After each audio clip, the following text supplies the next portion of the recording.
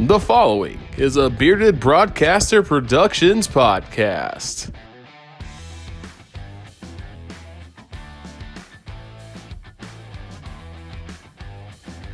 Hello, everybody, and welcome to another edition of Breakfast Time with Waffle and Richard. I am one of your hosts, Richard, and I am laid up because I have hurt my back somehow in some unknown way.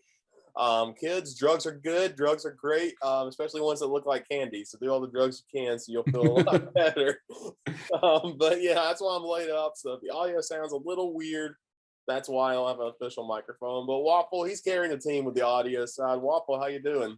I'm doing good, man. For the most part, it was a good weekend, but I'm ready for this podcast. This is going to be fun. This is going to be good. Give you a glimpse into my weekend, and it was tumultuous. Let's just say that. Pre-show, we were talking a little bit about our weekends, and we have thoughts about several of our teams, and we're just going to dive right into it. College football this weekend, and I'm going to start first. Clemson. I don't have a whole lot of thoughts with this one. I didn't see this game until the second half. They roll over South Carolina State 49-3 at home. Good win. My dad went to this game. This is his first game he's been to in about 2 years, and he stayed for about the middle of the third quarter before leaving. He said there were guys getting in there in like the second quarter. He had no idea who they were. I know Dabo came up in the post-game interview, and he said he played like over 100 players, which they usually do when they play the South Carolina State or Wofford or whoever they play in the year. They usually get in a ton of players. So yeah, I think it was like I was calling a soccer game for Carson Newman up here, and it went double OT, but it ended about 5-10 or so. And I checked my phone to see, okay, well, as Clemson started, it was already 7-0. And then I think I checked literally 20 minutes later, it's 21-0. So I was like, okay, they've got this under control. Defense played lights out, literally allowed that one field goal, and the second string defense played well. I turned it on, and South Carolina State was at the goal line, and they got stuffed by the second string defense, which was always good to see. DJ Uyunglele, nothing flashy, 14-24, 171 yards, and a touchdown and a pick. 23 yards rushing and 2 rushing touchdowns. So he did run the ball more, which is good to see. Justin Ross is back, 3 catches, 52 yards, and a touchdown. Joseph Ngata had 3 catches, 51 yards. Will Shipley looked really good, 8 carries, 80 yards, and 2 touchdowns. And then Kobe Pace, he's a really good player, 7 rushes, 68 yards, and a touchdown. Lynn J. Dixon, apparently he's still in CJ Spiller's doghouse. That's why he has many carries. He only got 4 carries in this one for 27 yards, and CJ Spiller just saying he has to grow up a little bit. But hopefully with Will Shipley, I've heard a ton about him, and this was a good game for him. 8 carries, 80 yards, 2 touchdowns. So if Lynn J. Dixon's going to beat around the bush and not get the carries, hopefully Will Shipley can take over and be everything that everybody said he's going to be. Absolutely. Another guy got in, Tyson Pomachak, who tore his ACL at the end of spring practice and was back actually last week, was available last week and didn't get in. He comes back and he throws a touchdown pass. He also threw a pick, but he threw a touchdown pass as well. But that's a great job to get him back and get him healthy and able to play. He's a guy, anywhere else he'd be starting. It wasn't for DJ Uyunglele or Trevor Lawrence last year. But he's a good player, and I'm glad he got in. It was funny that pick he threw, that's when I turned it on over, and South Carolina State made a heck of a catch, just like over-the-shoulder catch. And he's on the sideline celebrating. That's a great highlight for him because it's national TV. He finally gets seen. And literally, there's a guy in full pads that goes out and is just filming him with a cell phone. And I'm like, where'd y'all get the phone for? I have several questions, SC State. That's FCS football for you, man. That's hilarious. Orangeburg, baby. Gotta love it. South Carolina State, they're a good team. They had a battle with defending SWAC champion Alabama A&M last week. I think SC State's picked to win the MEAC. So they just have a tough schedule. I think they got New Mexico State this week, but that's going to be a good FCS team down in Orangeburg, and a pretty good conference. Defensively, when you're holding the 3 points, they held Corey Fields to 132 yards passing, only 10 completions. 103 yards rushing total for this team. 53 yards for Kentrell Flowers was the most, and his longest run was a 23-yard run. Quincy Hill had a nice run to assault. Will Vereen for SC State had all the receiving yards. He had 96 yards receiving. But other than that, That's about it. And then you get, you get a sack, you get about 10 tackles for loss recorded. I feel like every time I turned it on, South Carolina State was going nowhere. Yeah. During this game. So that's good to see. And then RJ Mickens, who I've never heard of before in my life, gets a pick. So shout out to RJ Mickens, man. Come in and you get a pick and make your name known. So all in all, good day in the Valley, good warm-up game. I think everybody can slow down. The offense is fine. The defense is going to be great the entire year. Offense is fine. Good tune-up game before you roll into conference this week. Mm-hmm. Yeah, for sure. I think, like we've talked about before, Clemson's schedule eases up. This was a good game to have after the game against Georgia coming out. You had some questions going into it. I think it was a good game for you to just kind of get back on your feet and figure some things out before heading into once you get into ACC play. And I think you got Georgia Tech this week, right? Mm-hmm. Yeah. So heading into ACC play this week, a good game to get warmed up and get back on track. Yeah, that's right. And so that should be a good game next week. We'll talk about that in the future. But now we got to talk about a barn burner, Greenville, North Carolina. ECU in South Carolina. Parker White's the hero. The Gamecocks knock off the Pirates 20-17. And this is a game, I feel like under Will Muschamp, the Gamecocks don't win. But under Shane Beamer, they're able to go into this tough environment. They get down early thanks to some trickeration from the Pirates and are able to come back and win it. And Waffle, we got to go through what it's like being a South Carolina fan, especially for your watching experience. So Waffle, I'm going to let the floor be yours. Just let them know how it was to watch this game from your house. Yeah. What the question of what it's like to be a South Carolina fan is not one that is easily answered. It's a cataclysm of emotions. It's unreal. Like the most part, it's not great. I mean, our history, look at our football history. Like it's sad. It's really bad. Only one conference title that was in the ACC in 1969. Nice. And South Carolina just has always been okay, 6-6, 7-5, like pretty much. And then we got Lou Holtz. And some things were okay, but that didn't work out. Back in the 80s, we had some, they call it black magic, where South Carolina would end up being really good. And then in true South Carolina fashion, in the mid 80s, had an awful loss to a Navy team that knocked Carolina out of any kind of serious contention in the 80s. But Holtz comes through, blah, blah, blah, doesn't work out. In steps the old ball coach. Things, go pretty normal for the first couple seasons, but you see it. Carolina ends up being a good team, 11-win team 3 years in a row, finishing nationally ranked number 4 at the end of 2013. And then the wheels fell off. 14 comes around, Spurrier leaves. And then in steps the Will Muschamp era, which had one good year. We went 9-4. We beat Michigan in the bowl game. It's so up and down, and it's such a passionate fan base. You can say what you want about Carolina, but it is a passionate fan base. Absolutely. And they live and die by it. I've lived and died by it all my whole life. And fortunately, for a good bit of years, we were good. But now we're really experiencing like, oh God, this is a full rebuild, trying to figure it out. So that's just kind of a small glimpse into it, but that's not the whole story. You just got to live it to understand it. And really? it's a tough life, brother. But so last week, Eastern Illinois, great game, 46-0. Thought things looked really good. Great way to start the Beamer area. Really excited. The optimism still high. Going into this game in Dowdy-Ficklen Stadium on the road in Greenville, it is not to be taken lightly because Carolina is not a good team. We all know that. We know that there's going to be many questions that are going to have to be answered as the season goes along.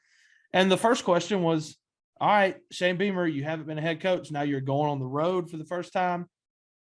To end up being a good team, you have to face some adversity. South Carolina faced a lot of that on Saturday. And ultimately, they came through with it. Building you're trying to sell, you should 10X it. 10X it. 10X is the world's largest.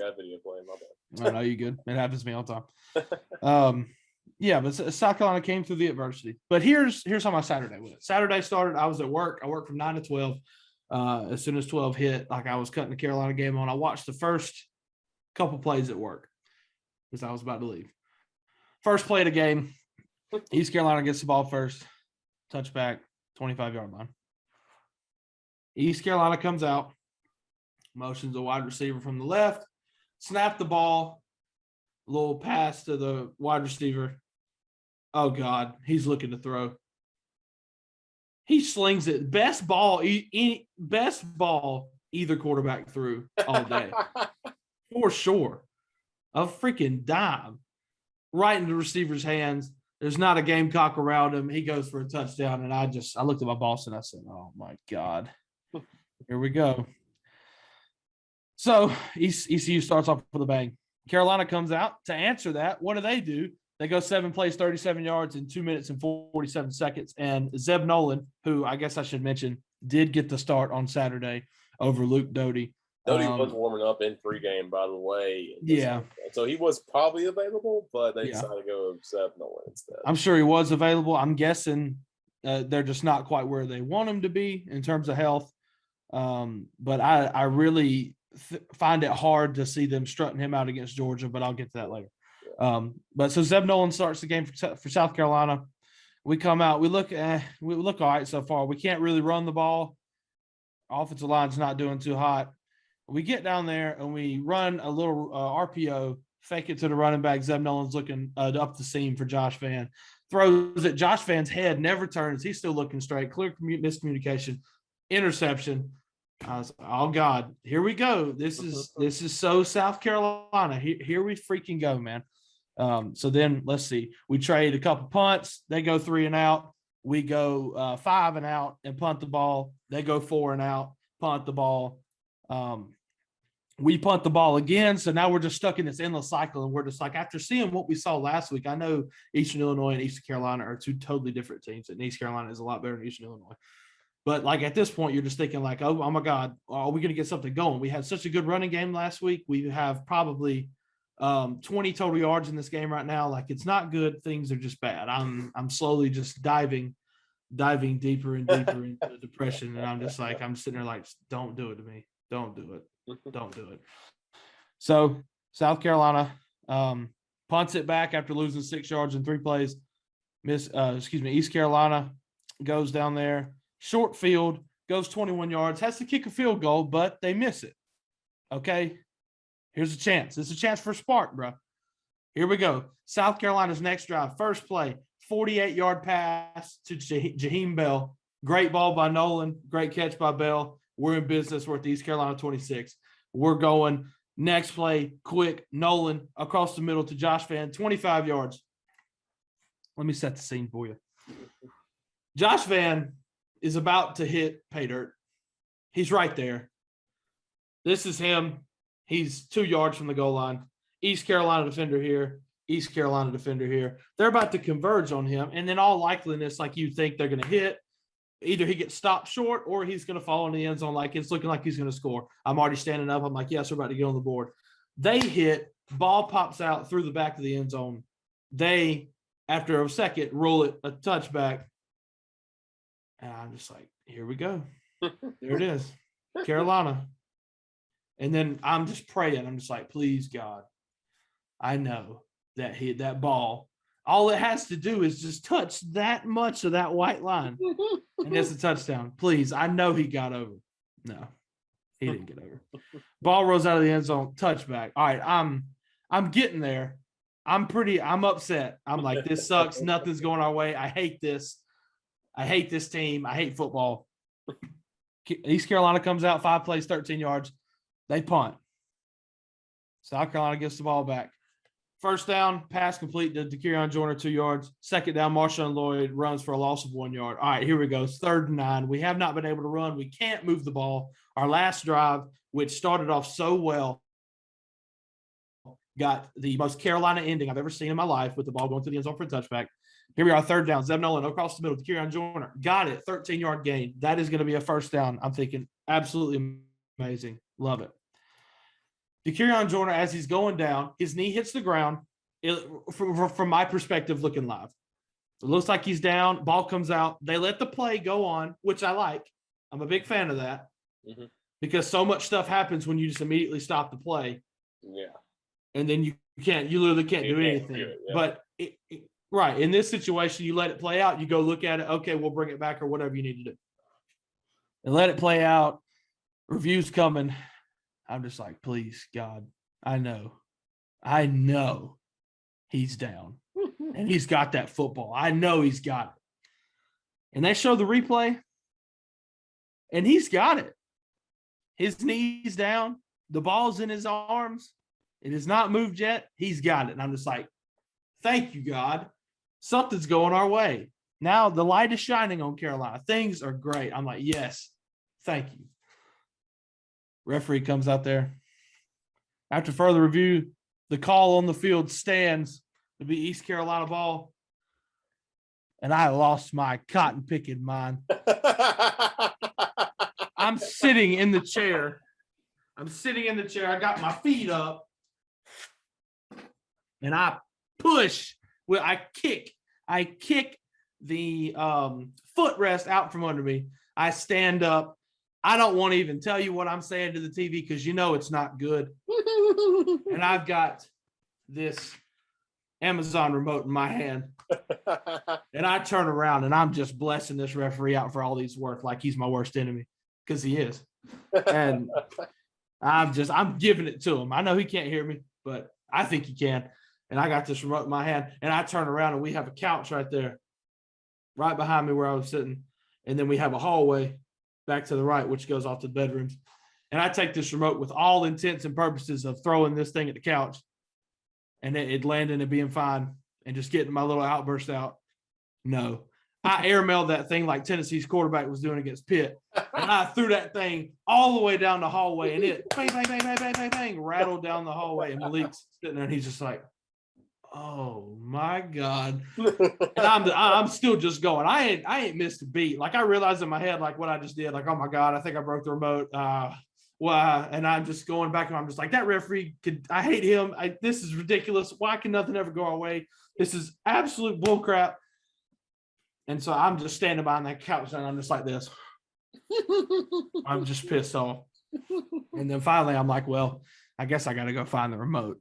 And so I go down to the end of the hallway and you know my house, but to set the scene for everybody else like this. So it's a pretty long hallway, probably 10, 12 yards.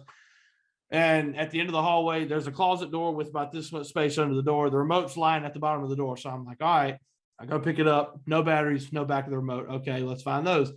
First thing, I open the closet door, nothing. I look at my room, nothing. Malik's room, nothing.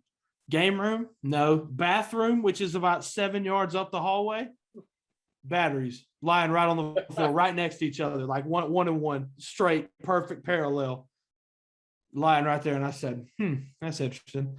Grab the batteries, put them back in, and now I'm in a desperate search for the back of the remote. I can't find it. I'm just like, this thing has disappeared. It shattered into a million pieces. I don't know what happened to it. I go back in. Where I threw it, it's on the ground, right there. Please explain to me what kind of witchcraft happened in my house, other than the fact that referee didn't see that Kieran Joyner's knee was down. I lost it. I haven't lost it, like especially over Carolina football, because last year I just didn't care. Yeah. I had no expectations. It didn't affect me. I was just numb. Mm-hmm. And this year I got a little bit of expectations, and I freaking lost it, man. Lost it on that ref. Chucked the remote. I mean, I was in a bad way. And then East Carolina capitalizes on that and scores a touchdown. And now I'm in a really bad way. Oh, I'm fuming. And then punt. East Carolina throws an interception. Hey, what do we do? Punt. And then right before the half, like I'm completely just pissed off right now. East Carolina does throw a pick six. Carolina scores to make it 14-7 as we go into half. I had no emotion. He scored the touchdown, and I didn't even move. I'm just like, this is – because in my head, I'm just like, this is going to end terribly. We're going to go up here. We're going to lose. We're going to laugh and stock everybody again. Carolina comes out the second half, and here we go again. This is like a Big Ten game, Richard. Punt to start the second half. Carolina finally puts it together, scores a touchdown, 5 plays, 72 yards, great drive. Zeb Nolan started connecting on some of his passes. Zeb Nolan is an anomaly. I told you this the other day. Yeah. He can throw the worst pass you've ever seen, like that interception in the first quarter, and he can also hit Josh Vann on a beautiful fade route that was called a no touchdown because his foot was out of bounds, which that was a good call. I will give the refs that. But and then he throws a fantastic ball to Kieran Joyner across the middle. Best ball he threw all day. Carolina's right back in it. We're tied at 14. East Carolina, of course, goes 14 plays, 67 yards in 7 minutes. Ooh. And gets a field goal, 17-14. South Carolina comes on there, gets a field goal. Here we are, not much time left, probably about 6 minutes, maybe 7 minutes left. East Carolina goes 3 and out, bleeds off 2 minutes of clock. They punt the ball away. Carolina goes 10 plays, 54 yards, and bleeds off the rest of the clock to kick a game-winning field goal, thanks to Parker White and to ease my blood pressure. So there's the recap of the game in my house. And now I'm going to throw some stats at you. So Zeb Nolan for South Carolina was shaky, up and down all day, ended up getting the job done. Props to him. He was 13 of 24, 214 yards, 1 touchdown, 1 pick. His QBR sucks. His completion percentage sucks, but you know what? He got the job done. And I'm still convinced that South Carolina has 4 running backs in their running back room that are very good running backs. I do like our running back room a lot. The star from this past Saturday was one who really didn't do a whole lot against Eastern Illinois. It was Juju McDowell. He had 11 carries for 71 yards, no touchdowns for any of the running backs, but Juju McDowell towards the end of the game, the offensive line started getting it together. McDowell was able to burst through the holes, and he's a smaller guy. He's just got a lot of speed, so he was able to catch the edge and get out there and run a little bit. Kevin Harris, 7 carries, 33 yards. It's a mixture of bad offensive line and possibly Kevin Harris not being 100% from his back surgery. I'm sure Kevin Harris is going to be fine. I'm not really worried about it, but our offensive line is concerning. Marshawn Lloyd, 7 carries for 21 yards. And Zaquandre White, 5 carries for 8 yards. So I think we do have a solid running back room, and Carolina is going to be a run-heavy offense at the end of the day, even with Doty coming in because he's more of an athlete anyway. But South Carolina's offense not terrible. They figured it out in the second half. Abysmal in the first half, but they figured it out in the second half. And then Carolina's defense. Holton Ahlers, who threw for 290-something yards against App State in week 1, was held to 11 of 24 for 77 yards and 2 picks. Other than the first play of the game, the trick play touchdown, East Carolina had a tough day. Yeah. Raji Harris, who's from Burns High School in Spartanburg, had a good day. He ran for 70 yards on 14 carries. They ran the ball 38 times. So I think they ran the ball a lot more than I thought they were going to. That being East Carolina. But Holton Ahlers did have a rushing touchdown, but he had 10 carries for 4 yards because he got sacked 5 times, which leads into another thing. South Carolina's defense, I've been so impressed with them. I'm really liking what I'm seeing out there. Brad Johnson with a sack, Aaron Sterling with a sack, Kingsley Enigbare, the guy I talked about who was preseason All-SEC, I think second team, he had 2 sacks. So good games from the defensive line. Secondary, Cam Smith, a guy I talked about last week. I've been so impressed with his tackling. His tackling has been very good. He wraps up well. He did have 1 or 2 kind of after the play antics. He did get a 15-yard penalty. Not exactly Swearinger-esque in front of Andre Ellington, like really getting down there on him. But, stood over him, said a couple words. Like, obviously, they're going to throw a flag on that. Like, you got to know. But he still celebrated and did his thing, but he celebrated more with his own Carolina teammates after that. So somebody got into him about it, which is good. And I've been really impressed with him. Also, Jalen Foster, the Gardner-Webb transfer, another solid day with 6 total tackles. So defense, impressive. And special teams, Kai Kroger as a punter, a fine day. He had a ton of punts, so he did his job well. And then Parker White coming through in the clutch with the game-winning field goal. Parker White also chanced to break the all-time points record over Elliott Fry at some point in this year. I think he's got – I can't remember exactly how many he's got left, but he does have a chance to break it before he graduates. But, yeah, so that's it. Carolina escapes Greenville. My blood pressure returned to a normal level, at least for the rest of that day. Sunday, it returned to an astronomically high level. But yeah, that's it. That's Carolina. That's your Carolina football report, buddy. Being a Carolina fan ain't easy. For the past few years. And it reminds me a lot of those Clemson years of Tommy Bowden. And if you're a Clemson fan that knows about that, there was a time at one period, I feel like when the Tommy Bowden era and that early Spurrier era collided, so everybody's blood pressure in South Carolina was just insanely high every single week. Yeah. And it was just wild. But yeah, no, this is a good game. I've been impressed with the secondary for South Carolina. That was my question mark for them. And with Jalen Foster, of course, who's my guy from Gardner Webb, he was there when I was there, and then Cam Smith has looked good. So yeah, that defensive backs look a lot better. That D line has lived up to expectations that I've set, and so they look good. And you got bend, don't break. And like I said, I feel like in a Will Muschamp era, this team loses this game. They get down 14-0, and they're like, we're done. Yeah. It's out. Or maybe they get down to that 17-14. They don't kick that tying field goal or have that drive to go down there and win it. I agree. So, a lot of optimism in Shane Beamer. Again, Mike Houston's a great coach. Mike Houston was at Lenore-Ryan earlier, led them to the Division II National Championship game, was at Citadel, led them to the playoffs too. So he knows the area of the Carolinas because he's been that's always coached. And this is his third year in ECU. And ECU did Ruffin McNeil dirty. I will stand by that. They fired that man I shouldn't have. The guy before Mike Houston was a mess. And it's just been a large building block for them. And so, this would have been a chance for ECU to get their name out there. I know beating the SEC team, even though it's South Carolina, would have been huge. And South Carolina goes out and they handle that pressure. They win it. So good for them. I think ECU is going to be a better team later down the road. And it's a great win. It's a good win for South Carolina because, again, you got to go on the road and win those tough games in the weird environments sometimes. So, yeah, for sure. So we'll go rapidly through. We're going to go as quick as we can. We're not going to spend 2 hours on college football this week, but hopefully. Friday, Duke pulls away from North Carolina A&T 45-17. This was a close game for a while, and A&T just kind of let it get away from them. Coastal Carolina knocks off Kansas 49-22. Coastal covered the spread of 25 points against Kansas. It's just hilarious. Grayson McCall is still a good quarterback. This is a still good Coastal Carolina team.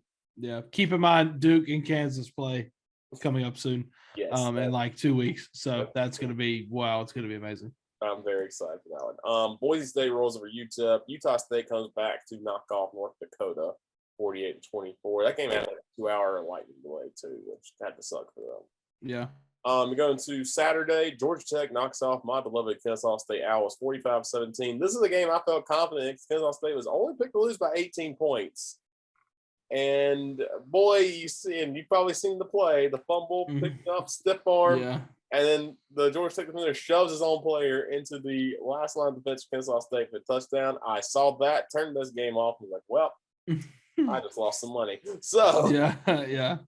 So unfortunately for Kennesaw State, I don't know if they're going to be as good as they were in past few years. I don't think Georgia Tech's as good as they were. Jordan Yates played this game too again. He came in the NIU game. He looked good, 254 yards and 4 touchdowns, but you got to look at who you're playing against. And it'll be interesting to see what Georgia Tech does against Clemson. We'll talk about them later. Let's look good for some of the ranked games. Alabama knocks off Mercer 48-14. Mercer scores more points than Miami. Yeah. All right. I think Mercer covered the spread. I think so too. Yeah. So I think the spread was close to 50, or it might have been 50. And God, Nick Saban loves those games because he can just chew out his players if they make one little mistake. And I think he loves it all week. He has been on their butts about this game.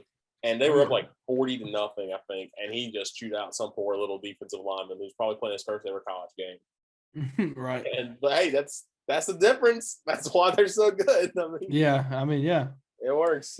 They roll. Georgia beats UAB 56-7. Stetson Bennett started this game. They said JT Daniels was hurt. I don't know if he was hurt before the Clemson game or what. I feel like he just kind of toughed it out against Clemson because they figured he had to, and then they set him for this week to try to get back healthy for South Carolina. But Stetson Bennett's still a good quarterback. I heard it. I think it's an oblique issue or something like that. So. And I don't remember who the other quarterback from Georgia is, but I think originally they said the other guy was going to get the start. And then like day of, they're like, no, it's actually Stetson Bennett who's going to get the nod. So, but he had a good day, 10-12, 288, 5 touchdowns. Yeah. So can't ask for much better than that. Carson Beck's the other quarterback. He just went 4 of 10, 88 yards, touchdown, a pick. Sick looking turnover dragon by UAB. Have you seen that before? Yeah, I saw that. Now they're down to 6-7 when they did that, but still, it looked really cool. So, right, yeah. It's going to look great in those Conference USA games. Yeah. And then the big one, the big upset at noon, Oregon goes to Columbus and knocks off Ohio State 35-28, despite of their 2 best defensive players being out for the game. And I figured, I didn't get to see much of this game, but I saw Oregon start off the second quarter with a 99-yard touchdown drive, and that's when I started thinking, I think Oregon's going to win this game, and they look good. C.J. Stroud still had a heck of a game, 484 yards and 3 touchdowns. But C.J. Verdell, there is no rush defense for Ohio State. 161 yards and 2 touchdowns. Second straight week, someone's just carved up that defense. Yeah, this Ohio State team looks eerily similar to kind of how the Titans were last year in the NFL. Like, I mean, their offense is looking like it's going to be really good, and they're putting up gaudy numbers. But their defense has got some issues, man, and they are going to have to figure that out before they try to make a run to get back into playoff contention now that they have a loss. Yeah, especially in the Big Ten, because Big Ten's got done teams that just power the run back. And Wisconsin puts the back on Ches Malusi half the time, and he'll carve them up right now if they don't improve that. I heard somebody say, I think it was Spencer Hall, said that the difference between this Ohio State team is that last year, even if they gave up some points, they still had some freaks on defense that could help you out. They don't really have any of those on defense this year that I can think of. I can't think of a guy on their defense that just stands out to me. So it'll be interesting to see if Ohio State can recover later on. That was the first regular season loss ever for Ryan Day as head coach. Oh my gosh, that's wild. Yeah, that is insane. Oklahoma, I hope they played Western Carolina well. 76-0 win over the Catamounts. Spencer Rattler had 5 touchdowns. Yeah, so, good day for the Sooners to get back, kind of knock out some of those demons from the Tulane game. This game, I forgot what's happening, but Texas A&M knocks off Colorado 10-7. Yeah, and Texas A&M had their starting quarterback knocked out of the game. Mm-hmm. And Haynes King, he only threw 2 passes, but Zach Calzada comes off the bench. Solid day, 18-38, 183, and a touchdown. Yeah. Isaiah Spiller put the team on his back, 6 catches, 56 yards, and the game-winning touchdown. Defensive slugfest out in Denver. It'll be interesting to see what Texas A&M does going forward with and how long. I haven't heard a report on the King, how long he'll be out, but it'll be interesting. I can't remember exactly what the injury is, but it's going to be significant. Like, it's going to be at least half the season, I think is what they said. That's not good. I mean, you still have a great play like Isaiah Spiller, so that helps you out a little bit. But a defensive slugfest. Yeah. Brendan Lewis for Colorado, 89 passing yards, 1 pick. Bad day for him. Now, Colorado had 171 rushing yards. They were able to get some stuff going on the ground. I heard a lot from Nate Landman, who is a linebacker for Colorado. He had 10 tackles, 2 for loss, 2 pass deflections. I feel like we see it every year, whether it be from typically Boston College, Penn State, something like that. But this guy could be a linebacker that's playing on NFL Sundays. That just came from, kind of not a nowhere school, but not nationally, not a blue blood, not a Power 5, not a huge Power 5. So good day for him though. Cincinnati knocks off Murray State 42-7. Cincinnati trying to build that resume. They take on Indiana this week, so trying to keep building that resume up. Notre Dame had a barn burner with Toledo, and Jack Cohn dislocated his finger and had to snap it in place, and then froze a game-winning touchdown pass right after that. Unreal. This shirt is for Jack Cohn. And it's also, of course, from Home Field. Hello, how you doing? But Jack Cohn, man, unreal toughness. The picture of him getting his finger snapped back in, and then he just goes out there and laces that ball for a game-winning touchdown. Unreal toughness. Toledo also kind of gave this game away. If that final drive by Toledo, they botched it significantly with the clock running. But, man, hey, that's just a good job by Notre Dame and Jack Cohn staying there and win this one. Toledo's a good MAC team, by the way, so they'll be pretty good down the road. Iowa State, the game day game. Every year, you people hype up the Cyclones, and I don't see it. And Iowa goes in there and beats them for the 6th straight year, and I love it. I'm a big Hawkeye guy. I'm a big Kirk Ferentz guy. Yes, I am too. But at the same time, I really like Matt Campbell. I would really like for Iowa State to live up to the hype. But, I mean, good God, they can't beat their in-state rival. It's literally 6 straight times. Here's the thing. This is not a good Iowa offense at all. The Iowa offense is just kind of there, but their defense is unstoppable. 3 interceptions forced by Brock Purdy, who's a very good quarterback. Breece Hall had 69 yards for the 2nd straight week. Couldn't get anything going. And if you couldn't get anything going against Northern Iowa, you weren't getting anything going against regular Iowa. Right. And because Spencer Petras, pedestrian, 106 yards passing and a touchdown. Mm-hmm. Iowa only had 67 yards rushing. Iowa did not go out there and beat you with their offense, but their defense, my goodness, 2 sacks and then forced the 3 interceptions. Matt Hankins had 2 picks. They had the fumble recovery for a touchdown too.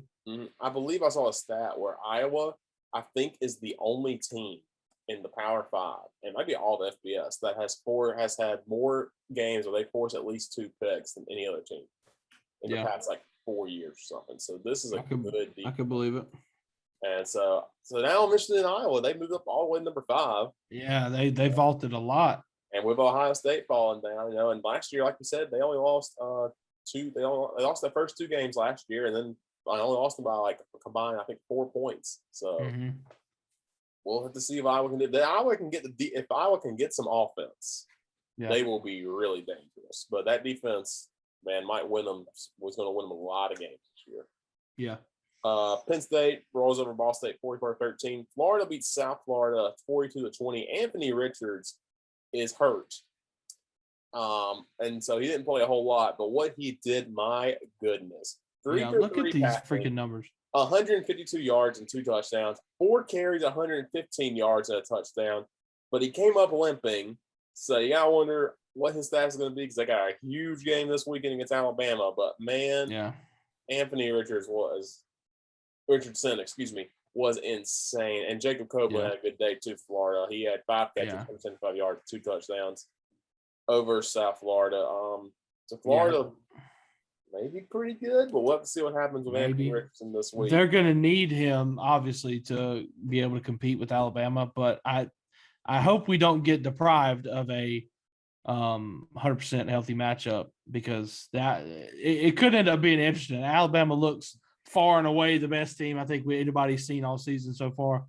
But yeah, Anthony Richardson could make that interesting for Florida if he plays. The late night upset, and we got to spend some time on this. Stanford rolls over USC. It's 42-28, but USC got those last 2 touchdowns with about 8 minutes left to make it look respectable. Yeah. This is a week after Stanford went out there against Kansas State and did nothing. Tanner McKee is another tall white quarterback for Stanford. 16, 23, 234, and 2 touchdowns. Does his job. USC should have known it was going to happen, because their kicker got ejected for targeting on the first play of the game. Which is, that's a rough start. And then today, literally just happened about 2 hours before we came on to record. We're recording this on Monday, September 13th. Clay Helton's been fired. Yeah, finally. Clay Helton was not horrible at USC. No. But when you think of USC, of course, you think of the Reggie Bush, Matt Leinart years. You think of, older fans, you think of the O.J. Simpson years. You think of a team that's consistently going to go to the Rose Bowl at least. Yeah. And they just hadn't been it really under Clay Helton. And, he was a guy who was on the hot seat for a while. And I don't know if it's too early to fire him. It gives you more time to look. Yeah. Sure.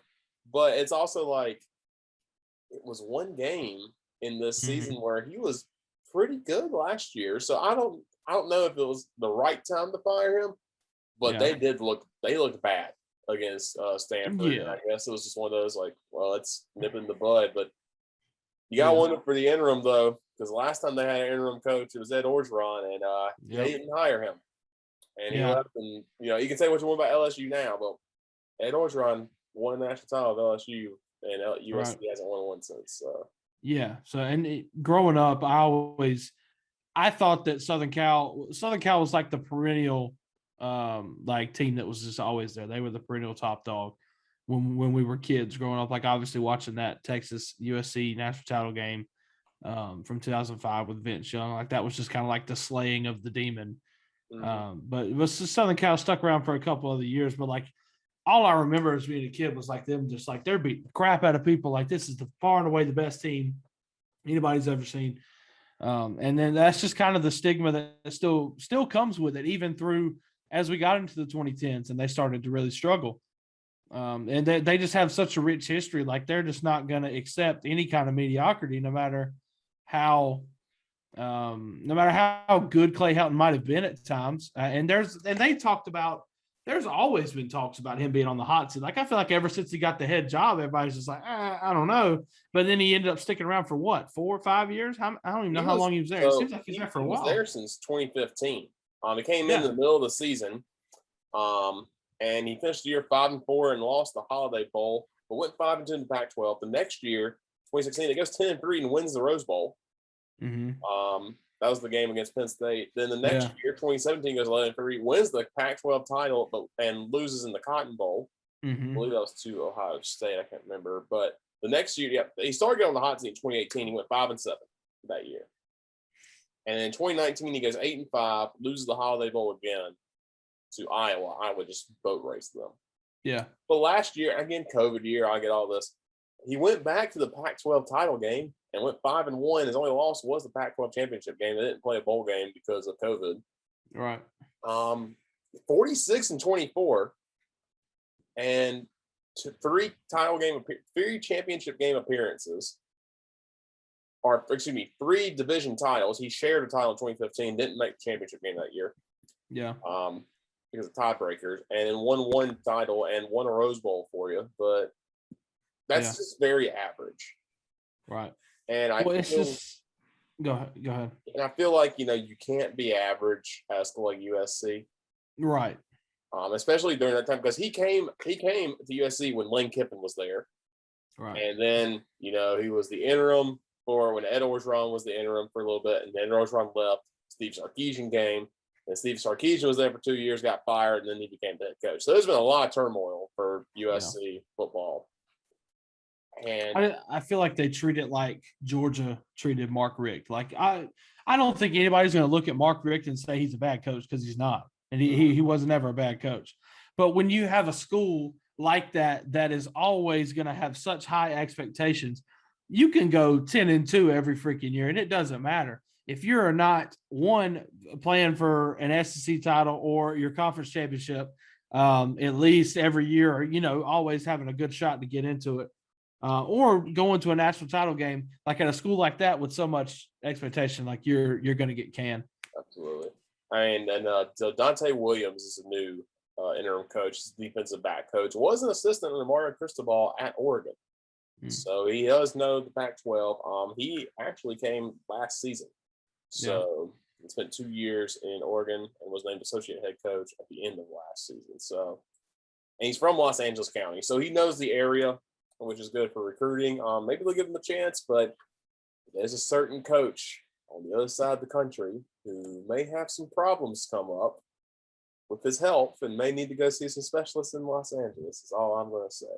Yeah. We'll talk about that a little bit. And also maybe one up in State College who may decide, no, might be his time to get some sunnier getaways. Those have been the 2 candidates that have been the most interesting to see. Mm-hmm. Yeah. I personally think the Will Muschamp to USC one should happen. I haven't seen that one yet. The Will Muschamp to Nebraska is still the funniest one I've seen. Mm-hmm. And I'm all for both of these, by the way. He couldn't recruit in the South. You think you could send him out into the middle of a cornfield and he can bring kids to it? No. No, him. I was thinking him out in Hollywood is the funniest picture ever. This Will Muschamp out in Hollywood is. Yeah. Watch it be third time's a charm. Wins 3 straight Pac-12 titles, 3 straight natties. Wins all the Rose Bowls and just. I will really jump off a bridge if that happens. Oh man! So yeah, that's going on in Southern Cal. It's interesting to see what happens out in Pasadena. Another upset: Arkansas.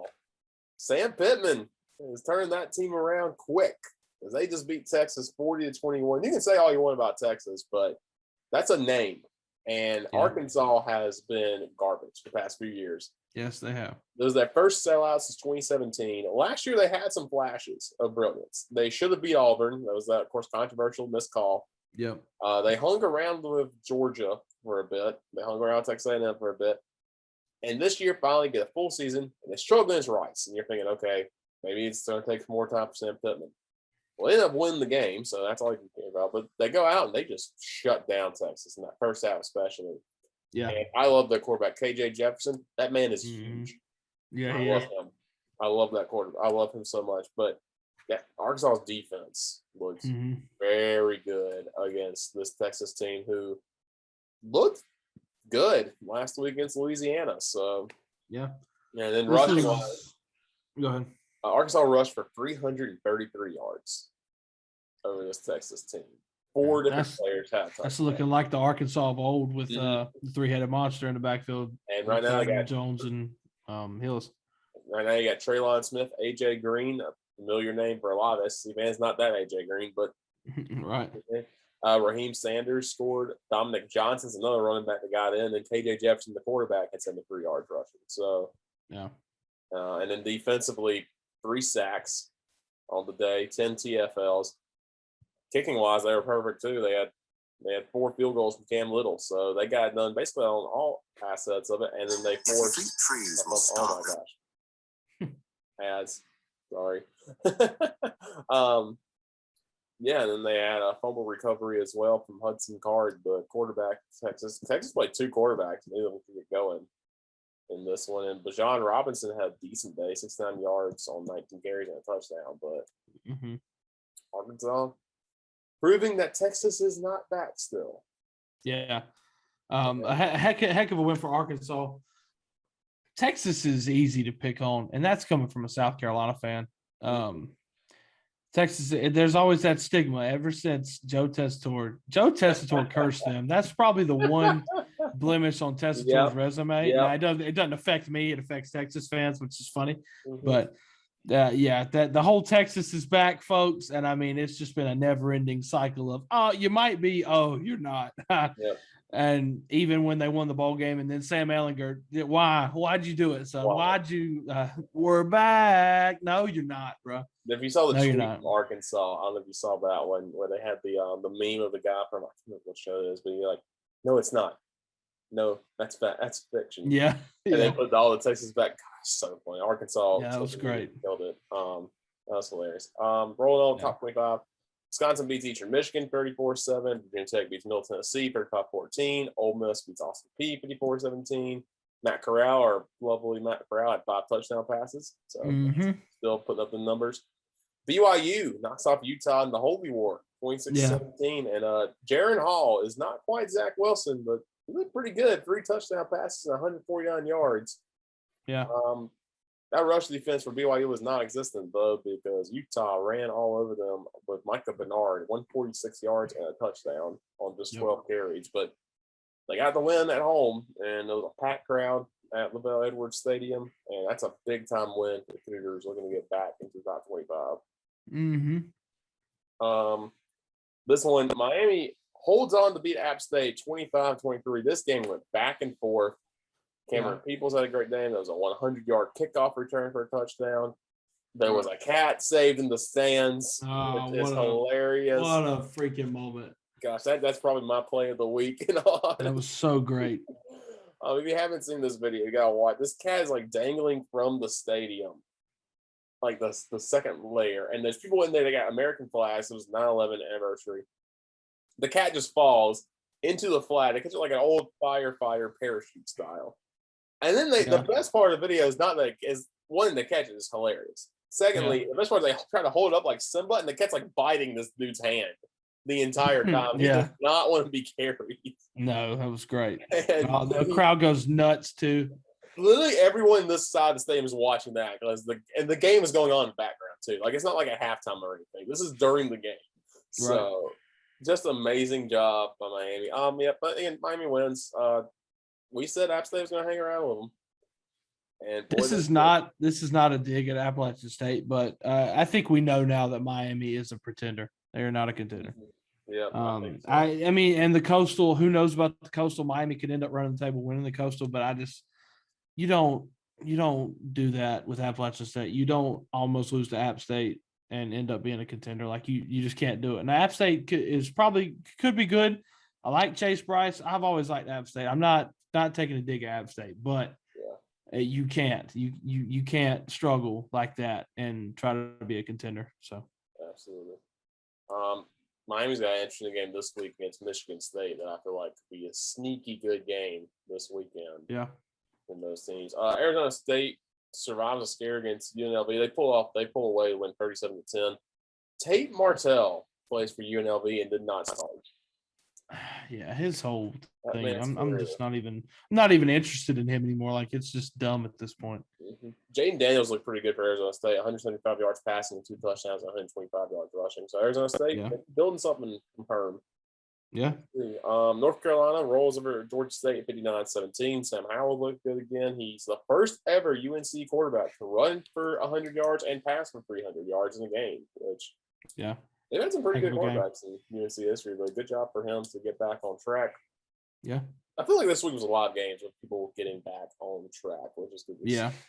Auburn knocks off Alabama State 6-0. I believe Bo Nix passed his dad on the touchdown list at Auburn. He threw 2 touchdowns. Oh, nice. I think he was tied after last week. He doesn't need one to break it. He threw 2 in a real easy win over Alabama State.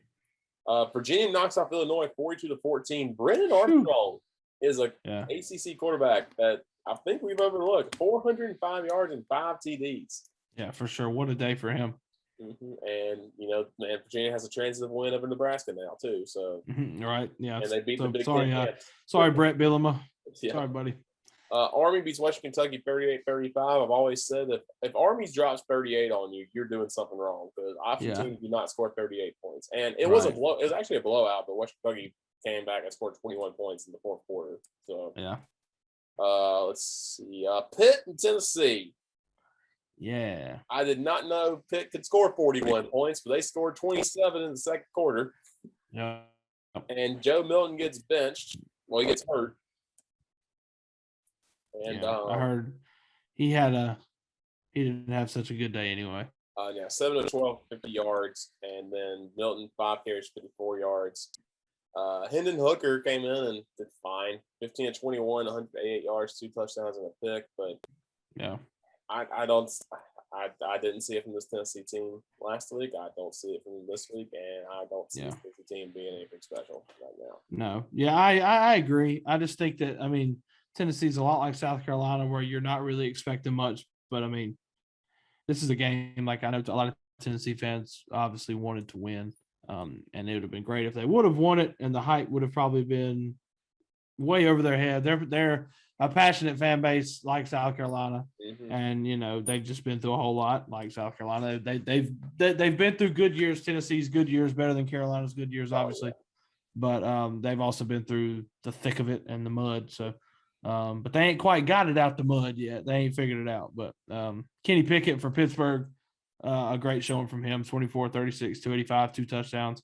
He's going to get drafted. If he keeps that up and plays well, like he's your stereotypical NFL quarterback, he's going to get drafted, get his shot.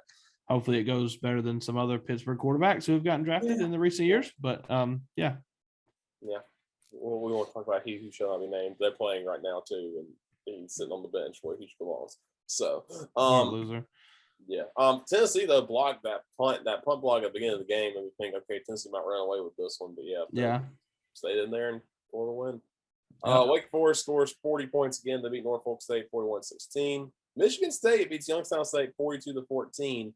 Michigan State is not a team that scores 40 points a lot, and I feel like they've done that back-to-back weeks now. And last week was about running the ball. This week, Peyton Thorne has 280 yards passing and 4 TDs. So that's why I said that game with Miami could be sneaky good because we'll see if Michigan State's the real deal. Minnesota survives scary against Miami of Ohio.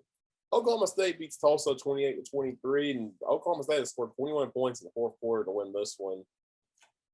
I don't know if Spencer Sanders your guy at Oklahoma State because everybody thought he was going to be, and he was not. I don't think he's the guy because he looks very average against, Tulsa's usually good. This Tulsa team's not good. Yeah.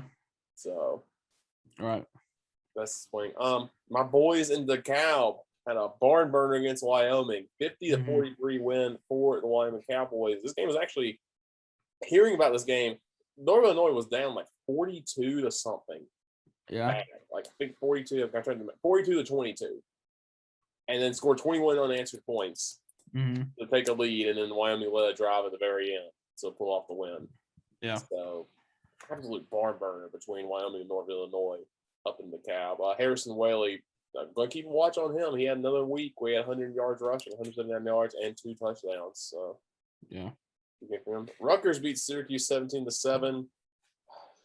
Dino Babers he's got to be on the hot seat in Syracuse. Yeah, he's got to go because he had 1 year. They went 10-3, beat Clemson one time, almost beat him a second time. Since then, he ain't had anybody. This time DeVito ain't it. Yeah. This game had 0 points scored in the first half, by the way. So what a day. Yeah, Rutgers 2-0. So yeah, probably won't last long, but hey, Rutgers 2-0. Right. Duquesne beats Ohio 28-26. Duquesne scores 10 points in the second, or 17 points in the second half to the 13 for Ohio and stop a 2-point try. So good day in Pittsburgh for the 2 college football teams. Yep. Good win for the Dukes. UConn watch. Purdue covers the spread 49-0. Jack Plummer throws 4 touchdowns. David Bell has 3 touchdown catches. UConn football. This team. UConn still plays Clemson this year.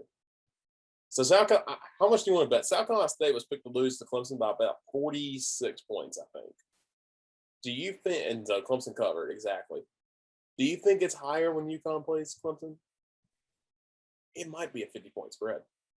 It very well could be. I see it being right about the same, and that's still just as sad. Mm-hmm. That's a D1. That's a FBS team. It's not gonna be pretty. Yeah. Keeping rolling. Boston College beats UMass 45-28, but it could be bad news for Boston College. Phil Dracovic might be out for the season. Yeah. He got hurt, and he was their guy on offense last year. Dennis Grossel came in and had a solid day, 199 yards passing, but that's going to be rough for Boston College that had a lot of high expectations this year. And if they're going to knock off Clemson, that's who you're going to be compared to in the Atlantic. You need him. And hopefully Jacobic's fine and hopefully get back sooner rather than later. TCU and Cal meet in the rematch of the Cheez-It Bowl, and TCU wins this one 34-32. Max Duggan had a pretty good game for the Horned Frogs. Very good game. Yeah. Air Force beats Navy 23-3. Navy's sad, man. Oh, Navy fired Kenny Mataloa fires his offensive coordinator after the game, and that guy has been with him since Georgia Southern. Yeah. So that's how you know how bad it is in Navy right now. So now it's interesting to see. And there's not a whole lot of guys that know the option well. Yeah. The only other ones I know are Jeff Monken over at Army, Paul Johnson is retired, and Brian Bohannon at Kennesaw State, who was under Paul Johnson. Yep. So I don't know if that means they go try to make a move on Bohannon to get him an offensive coordinator job or what. But yeah. We'll have to see what is there. West Virginia knocks off Long Island 66-0. Long Island is the Sharks, which is one of the greatest mascots of all time. Yeah. Houston rolls at Rice 44-7. Mississippi State knocks off NC State 24-10. NC State was picked to win this game, and Mississippi State, despite everything and trying to give away this game several times, they hold on and knock off NC State. So I'm not saying NC States are frauds, because Mississippi State, I think, is a decent little football team. They won't win the SEC West, of course, but it was an interesting game. And I also forgot about the Cowbells because we didn't have them last year. And I was like, why is this buzzing when I turn on this game? Yeah. So Mississippi State won 2 pretty close games to start off the year. So we'll see what happens there. I want to mention this game, SMU in North Texas. I mean, SMU rolls 35-12. Seth Luttrell, if you remember him a few years ago, was a popular name. He was one of those G5 guys that might get hired somewhere else. Yeah, Seth Luttrell kicked 2 field goals inside the 10-yard line to start off this game. Yeah. And that's his coaching scared to me. And, I mean, it wouldn't have mattered. You would have lost, you would have lost 35-20 instead, but still. Right. That's just, you would have gotten a 14-0 lead early, and maybe that changes SMU's game plan a little bit. But, yeah. so that's just kind of disappointing to see that happen. Louisville rolls over Eastern Kentucky.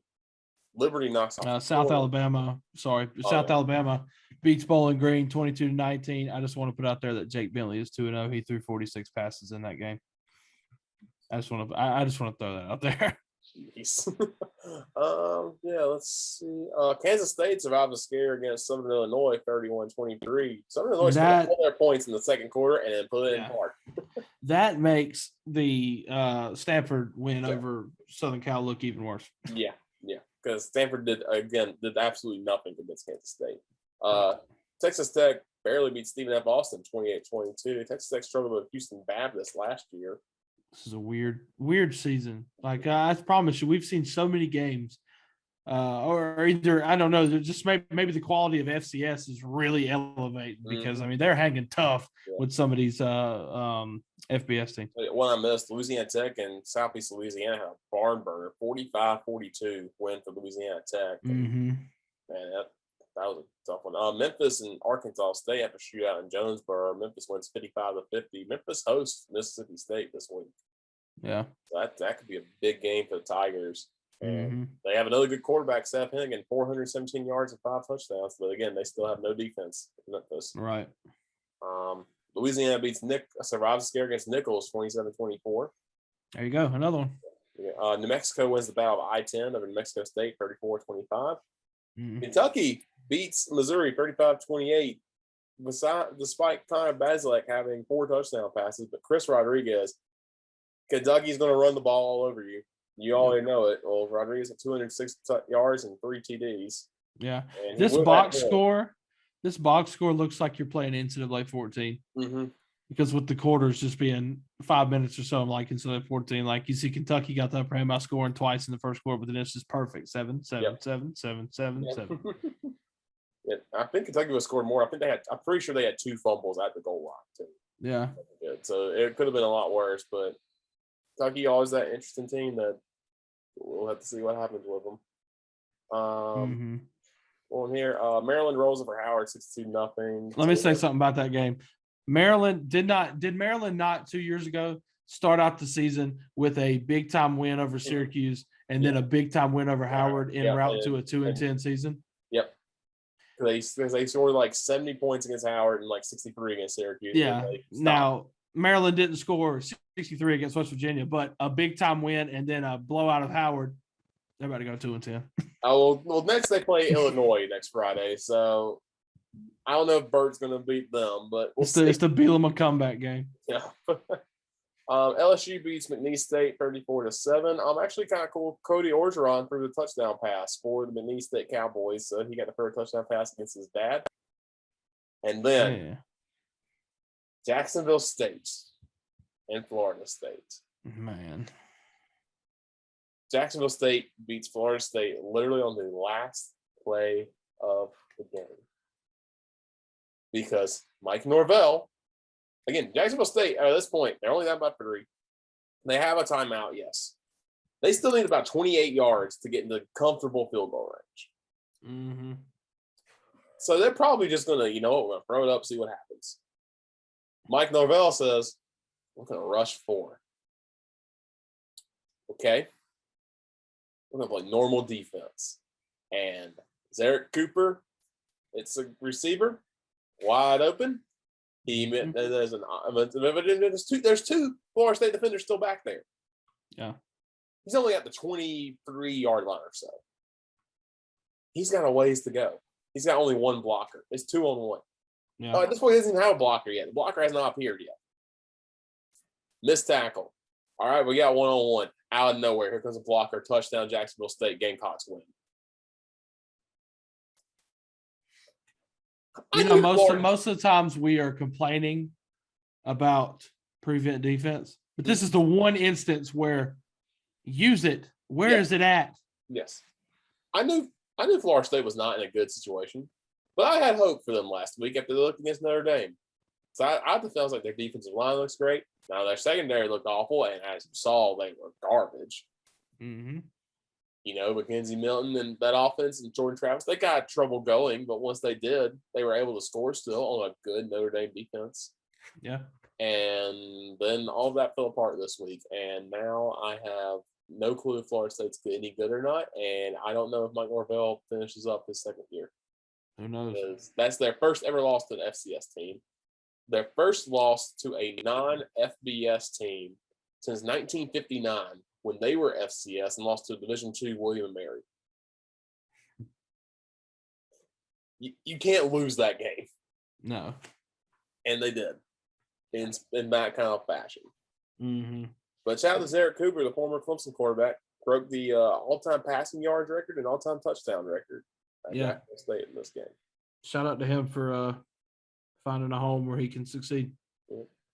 And wrapping up quickly, Michigan's beats Washington 31-10. Washington is in the mud. Horrible. Wow. Blake Corum looks good for Michigan, that running back. He looked really good. The maze out was beautiful. The maze out was cool. So cool. The crowd, the all blue was cool. So good win for Michigan. I'm not saying Michigan is back because Michigan. Oh no, I will never say that. Yeah. So they're going to start 4-0 because they got NIU and Rutgers, and they got to play Wisconsin. So then let me see. I'll see them. Yeah, we'll see them. And then Vanderbilt goes on the West Coast and gets a win over Colorado State. Yep. That's all I can say about that because Colorado State must be absolutely terrible. Yep. Oh, and then San Diego State smacks Arizona 38-14. It's looking bad in the desert. I think at one point Arizona was getting votes. I think they were. I think the preseason they were. And here we are. Yeah. So that is week 2 of the college football season. And we'll have to see what comes up in week 3. And we'll start with our teams. And you got a pair of rivalry games between the Peach State and the Palmetto State. Mm-hmm. It starts at 3:30. Clemson hosts Georgia Tech on ABC in Memorial Stadium. Clemson is picked to win this game by 28.5 points, if that tells you anything. This is the game last year, remember, where Clemson won 73-7. Yeah. In Atlanta. Yeah. Early, I believe that game was tied at, or the game was 14-7 early, and then Clemson just put the hammer down. And boy, did they ever. And rolled over Georgia Tech. It was the worst loss. It was the worst loss in this rivalry's history since John Heisman coached Clemson, and they beat Georgia Tech 73-7. Yeah. So, yeah, this is a rivalry that Clemson's dominated over the past few years. They've won 6 straight, looking for number 7. Georgia Tech is a team that has come up and beaten Clemson, gave some instant classics. Of course, with Paul Johnson, they had the ACC championship game where Calvin Johnson makes an incredible catch to win the game. They've had some great battles during those early years. The first ever college game day game at Clemson was Clemson and Georgia Tech. Clemson won his first ever game. Clemson won the all-purple in too. It looks like Yates is going to get the start again for Georgia Tech. I haven't heard anything about Jeff Sims. So, but Yates has looked fine. Again, they played NIU and Kennesaw State. So different defense you're going to see. I think Clemson is going to roll in this one again. Yeah, I do too. I don't see any scenario where Clemson's going to struggle. Yeah. Last year you had a glimmer of hope, wasn't it? Last year where I think Clemson fumbled, and then Georgia Tech was going to run it in the end zone, but Trevor Lawrence hawked him down. And from that moment, I was like, if Georgia Tech didn't score on that, they're not going to score, and they really didn't. Yep. They scored 3. Yeah, it was just complete domination. The year before that, the first game on the ACC network, Clemson dominated Georgia Tech 56-7. Mm-hmm. So the 2 games Jeff Collins is seeing against Clemson, they have not looked good against. And this Clemson defense is going to just, I think, obliterate this team. Jordan Yates can run it though, but I don't see this being too close to the game. Maybe early, maybe they kind of get a feeling out process. I think Will Shipley, if he can get going again, he's going to look good. If you get Ngata and Ross open, they'll be fine. Georgia Tech's defense could not handle the hurry up against NIU. So if Clemson may switch it up, maybe like, let's just go hurry up. So they go pretty quickly for the most part. Yeah. So Clemson may go hurry up some. So we'll see what they can do. I think again it's another good game. So you have DJ get back in there against a higher quality opponent in South Carolina State. Yeah. And just get set and get ready. So I think Clemson wins this one. probably something like a 49-21 or something like that, 42-14. They'll win this one pretty handily, and it'll just be another fun day in the Valley. Yeah, I agree. And rivalry matchup ends in a blowout. Now you have another rivalry matchup, and it's a different one between the South Carolina Gamecocks and the Georgia Bulldogs. Conference opener for both of these teams. Georgia's going to win this one by 31 points right now, so it's going to be a tough one. But again, remember, South Carolina went to Athens the last time they played there with a third-string quarterback and ran 26 straight rushing plays and won the game. Yeah. So, what's your insight on this one? Because I think anything can happen in this game, and it usually does. Yeah, and I like to go into it with the mindset of anything can happen because we haven't seen it happen before. Last time, like you said, last time we were there. But I don't know. Georgia's defense. I mean, South Carolina's offense looked abysmal in the first half last week, and now you're going to put them up against that Georgia defense, who we all saw in week 1, and then obviously this week 2 against UAB. I mean, I don't. It's not going to go well. South Carolina will not be able to run the ball. It's going to be all on whoever's at quarterback, whether that's Nolan or Doty. And this brings me to a point that I brought up briefly earlier. I find it hard to see a scenario where South Carolina is just going to throw Doty to the wolves here. Yeah. I really like it. If he's not 100%, like he's going to be running for his freaking life Saturday night. And I just don't see any reason why they would want to go ahead and start Doty for this week if he's available and ready to go. I really think we ride it out Zeb Nolan, and then after that we'll coast into the Doty era, I guess. But don't start Doty, don't get him killed because somebody's going to die, and I guess if somebody's got to die, I guess it's got to be our boy Zebulon. But South Carolina. I mean, anything can happen. I don't think South Carolina's offense is going to be good, so that's going to put a tremendous strain on South Carolina's defense. And regardless who's starting a quarterback for Georgia, if it's Stetson Bennett again, I mean, he just had a heck of a day this past Saturday. Or if it's Daniels coming back, I mean, South Carolina's going to have a tough time. So I think that the line is probably going to be pretty accurate. I mean, I'd say somewhere in the range of Georgia probably hangs 35. Carolina might be lucky to put 14 on the board. That's really what I'm thinking. This being primetime ESPN, that just sucks too. I'm just not a fan. This is going to be a blowout. I'm not. At least I kind of know what's going to happen in this one. So, but here's the thing that South Carolina is going to do to me. They're going to give me hope in the first quarter. They're going to give me hope in the first quarter, whether it be two drives worth of hope. Georgia comes out 3 and out on 2 straight drives. I'm like, they're going to get a pick or something, you know. Yeah. Carolina will probably, if Georgia goes 3 and out, Carolina will probably drive it down there, look really good on offense, only to get stopped for a 20-yard field goal, and then it's over. So it's 3-0, and the next play just over the top touchdown, or Zamir White just hand off gone touchdown. Right. So South Carolina does not stand a chance, and as much as I would love to see him pull off a win, not happening. I still like the year. I think I was listening to the radio call, our beloved Todd Ellis, and South Carolina was playing Georgia, and Georgia ended up winning this game pretty handily. But somebody caught the ball for Georgia, and and it's caught, and he turns around and he gets stuck. What a hit! That's a gain of 18, first down, Georgia. Yeah. Why are you acting so happy about this? Just give it 18 yards, and it was 21-7. I think. Yeah, he's Todd something, man. He's something else.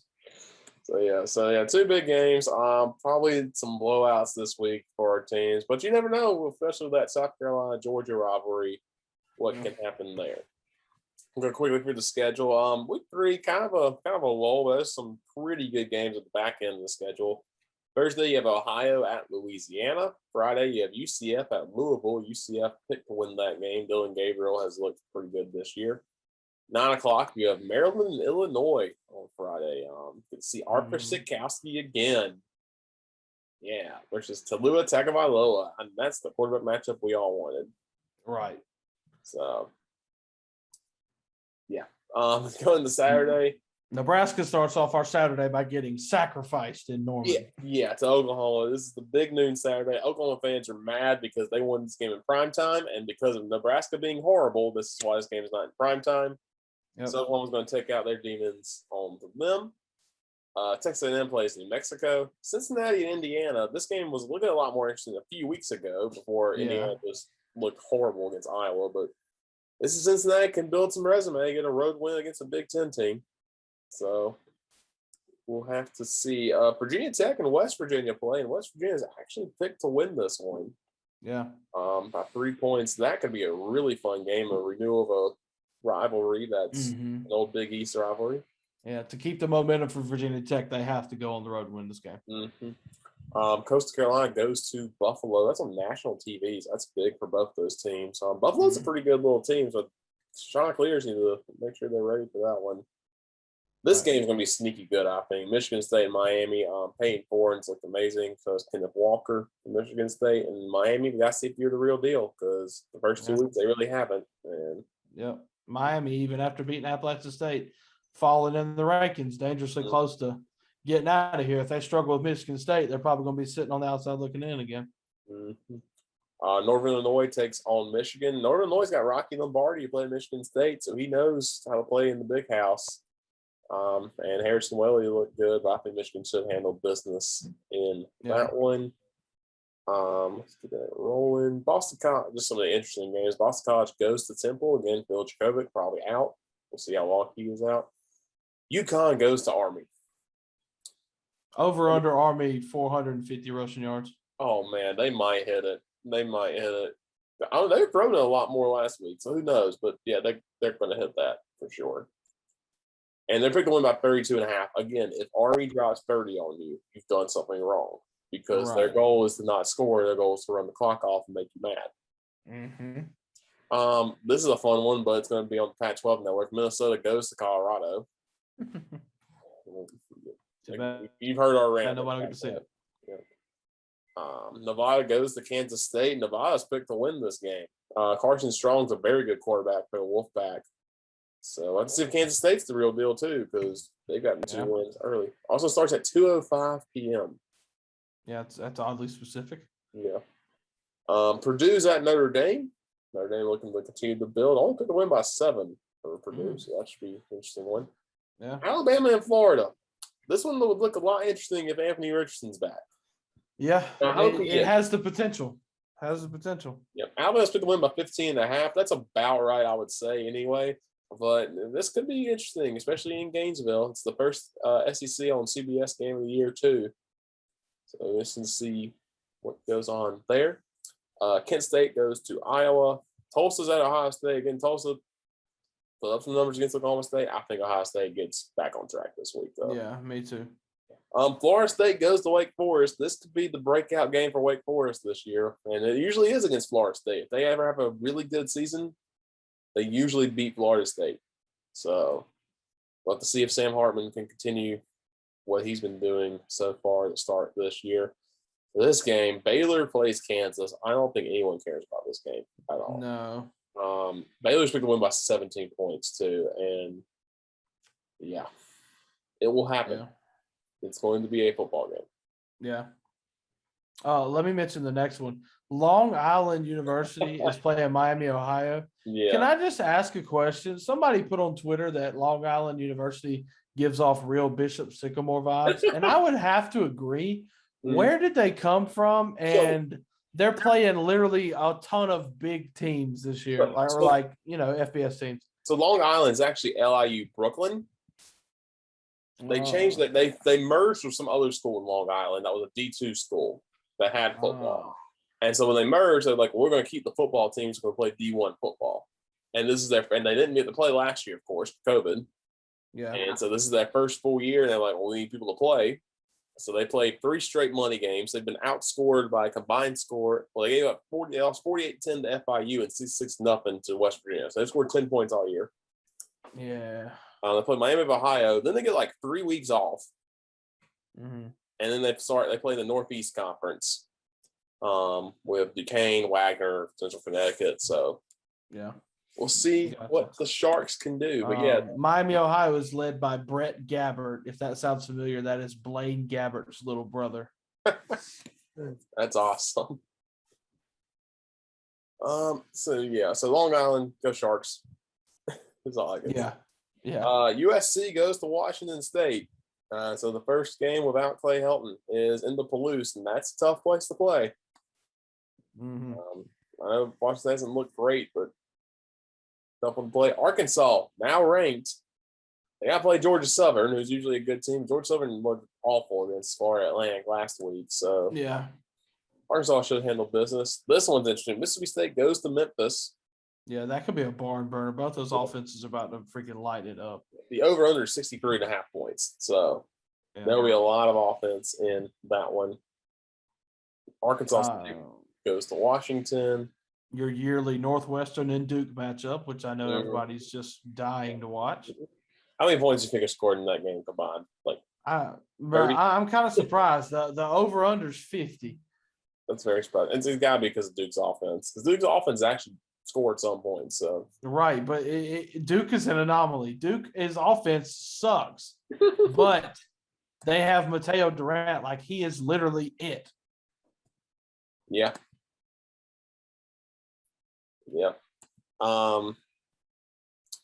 ECU and Marshall. This is the remembrance game for Marshall. Of course, the plane crash. We've seen We Are Marshall. Yeah. This is the remembrance game. This game was supposed to be played last year as well in week 0, but was canceled because of COVID. They are going to memorialize them this weekend wearing the throwback uniforms up at Marshall.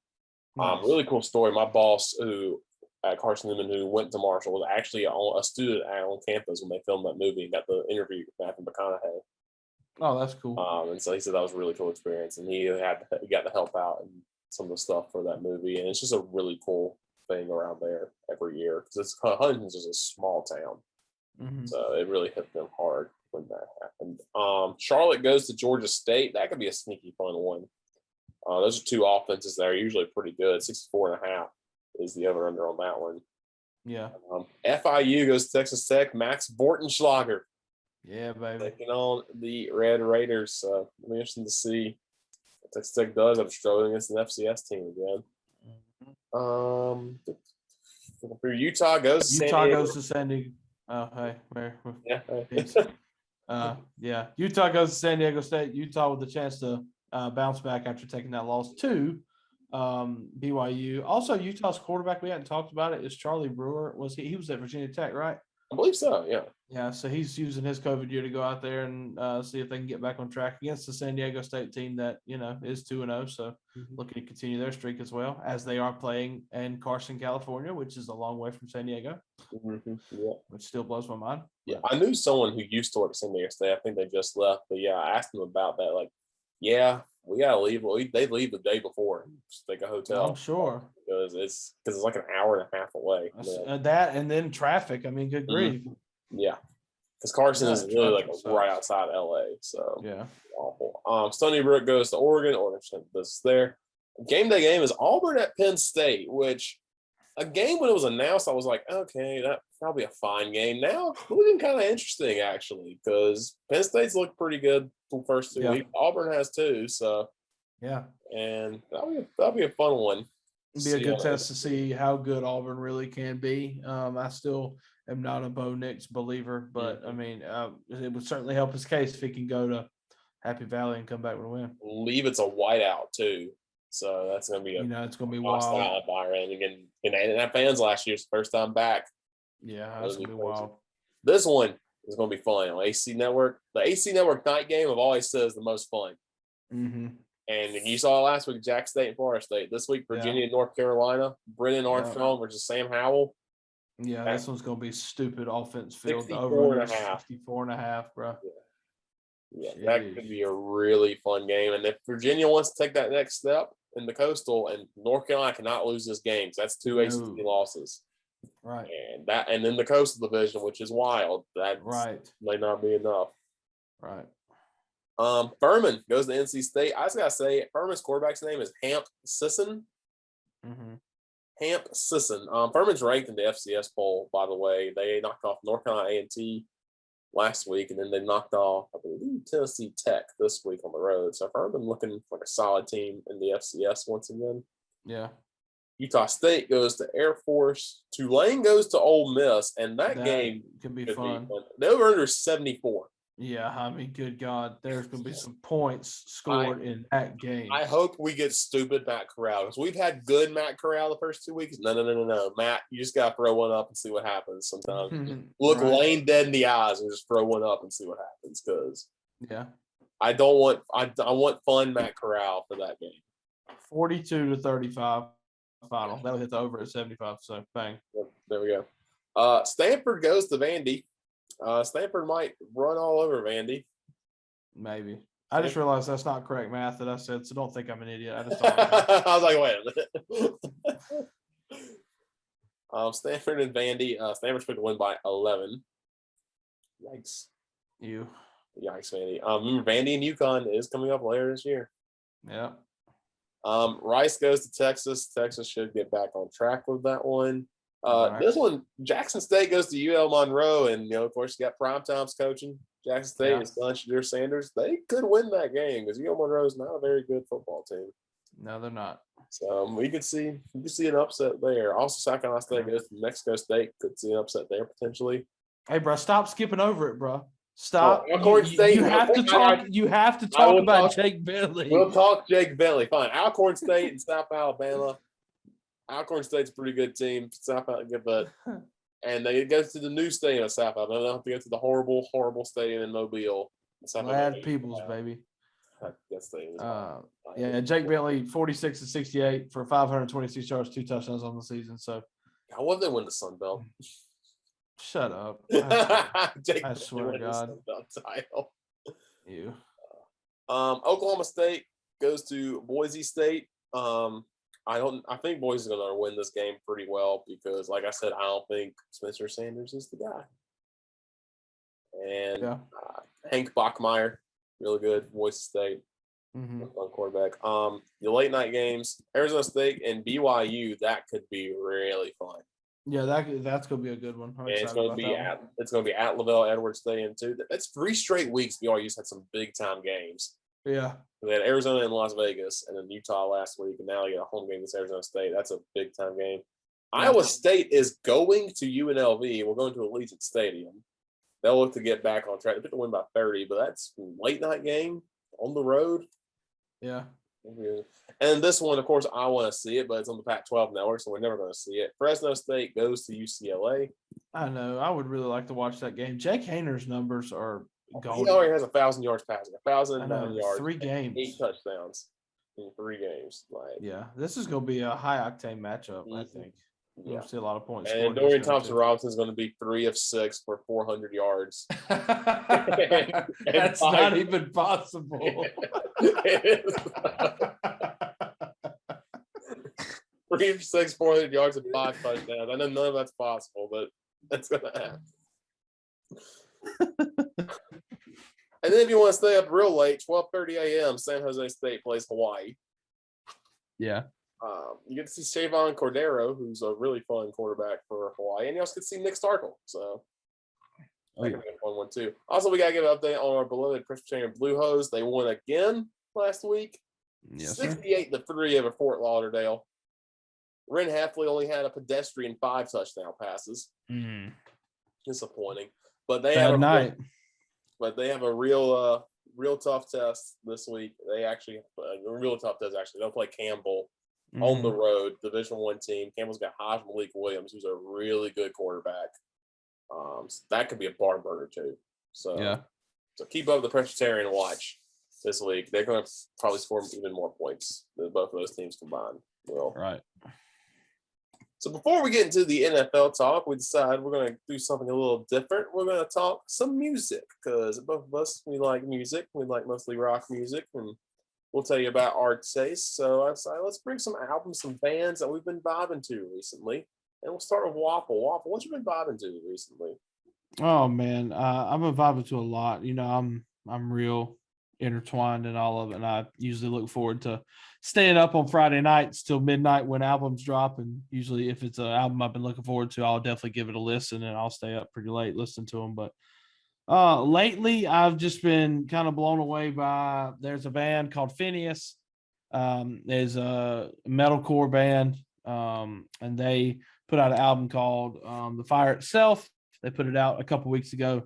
That's high on my list of top albums of the year. Also, a little bit heavier, a band called Slaughter to Prevail put out an album called Costalum back on like August 13th. And that album really blew me away as well. It's got a lot of, it's heavy. Like the singer, Alex Terrible is what his like Instagram handle is and everything. He has some of the best vocals in all of metal, and like he's just the things he could do with his voice is unreal. He sounds like literally Satan. And he's so good at what he does. But what they did is they incorporated a lot of new metal elements. Like this literally sounds like a deathcore Slipknot, and I'm here for it. I freaking love it. It's so good. It's so bouncy. It's so early 2000s at points. Like some of the riffs just sound like they're straight off of Slipknot self-titled.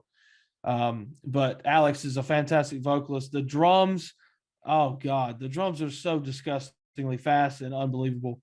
What a great album from them. But something I'm looking forward to. This will come out Thursday. So tomorrow, if you listen to this on Thursday, tomorrow on Friday the 17th, Spirit Box puts out their debut album. Now it's weird to say that it's a debut album because they've been around for a long time, but this is literally the first album, like collection of songs they've put out. It's called Eternal Blue, coming out Friday, and I am stupid excited for it. I'm going to be staying up late Thursday night to listen to it.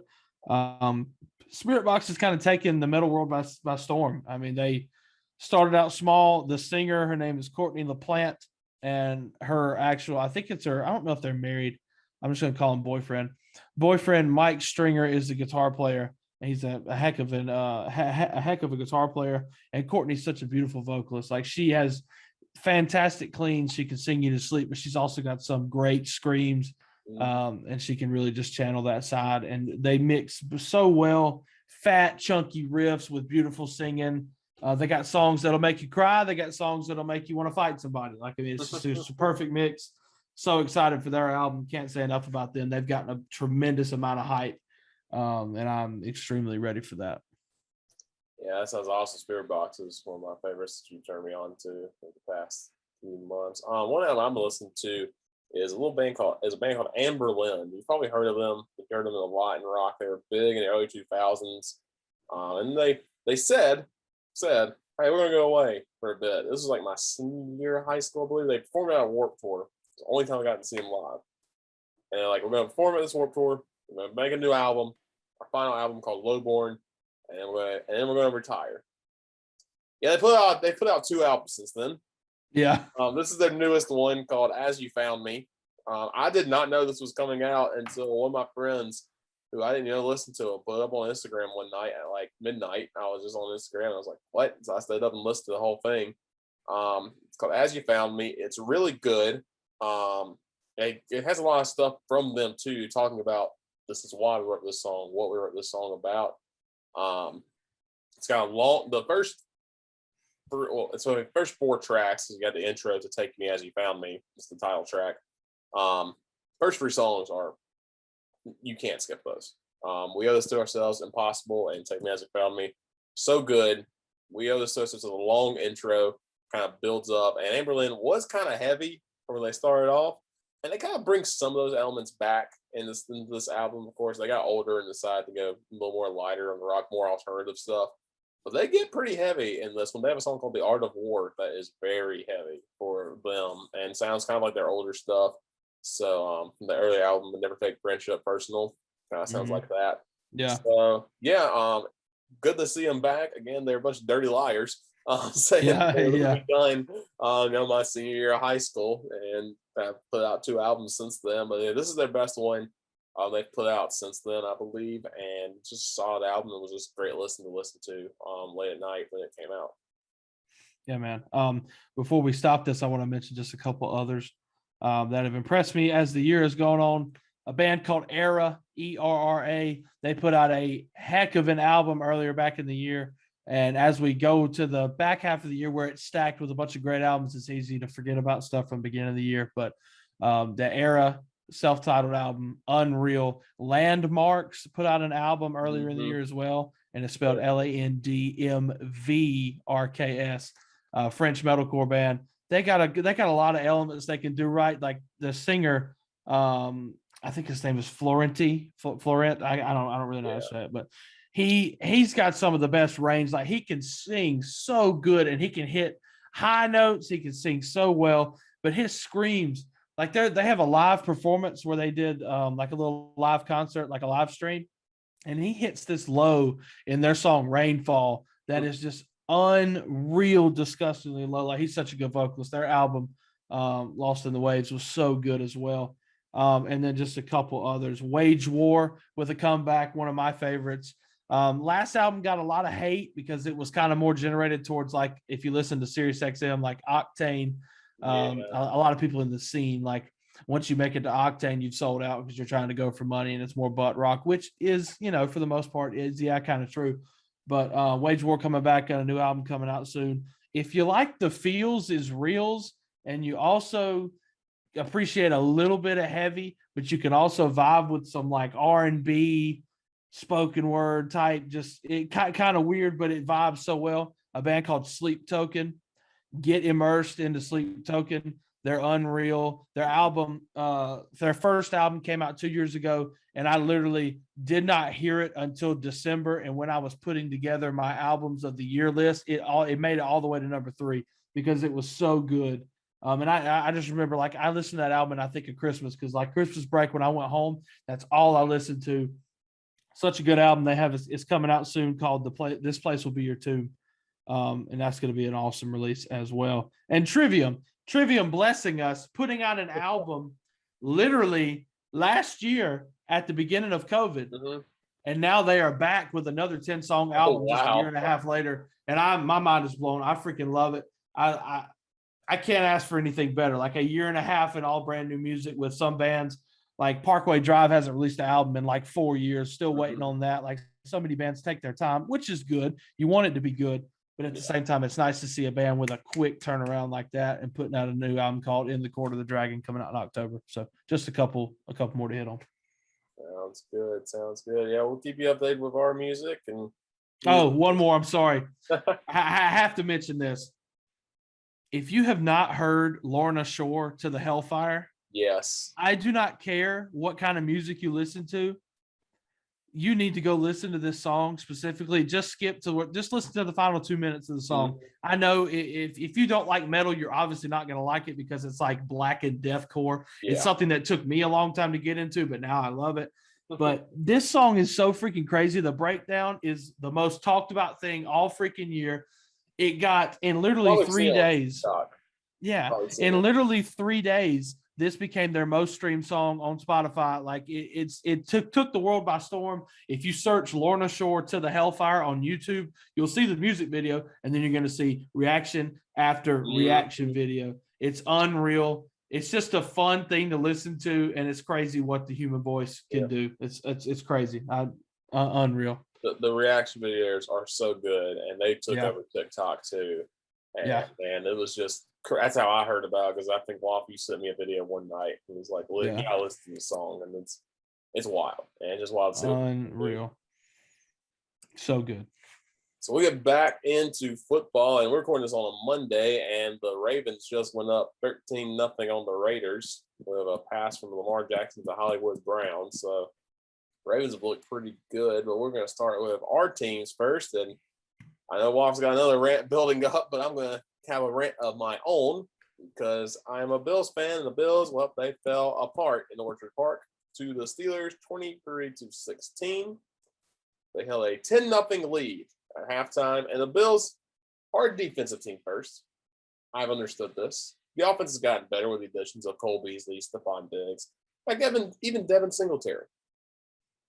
And Josh Allen, I think, has grown. He hasn't regressed, I don't think. And he had to know they were playing a good defense. T.J. Watt just got paid. Joe Hayden's a great corner.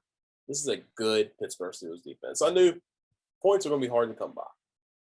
Well, first opening kickoff, Isaiah McKenzie almost runs it all the way back, 75 yards. And then he gets hurt. Yep. So there's one of your best wide receivers gone. And then you get stuff, but you get field goal. Tyler Bass has been pretty automatic. He struggled at the beginning of the year last year and has been pretty automatic since then. Nothing happens. Aloha, Mr. Lim. Is this my some God. kind of Chelsea 16? But she isn't.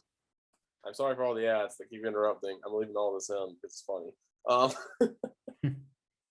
Anyway, Gabe Davis, this kid, I said, needed to have a breakout year this year. He was pretty good as a rookie last year, but he needed to break out to help Stephon Diggs when he gets covered. And he did. And in this game, he had a touchdown catch. Beautiful, just slant route into the end zone. Josh Allen hits him, touchdown.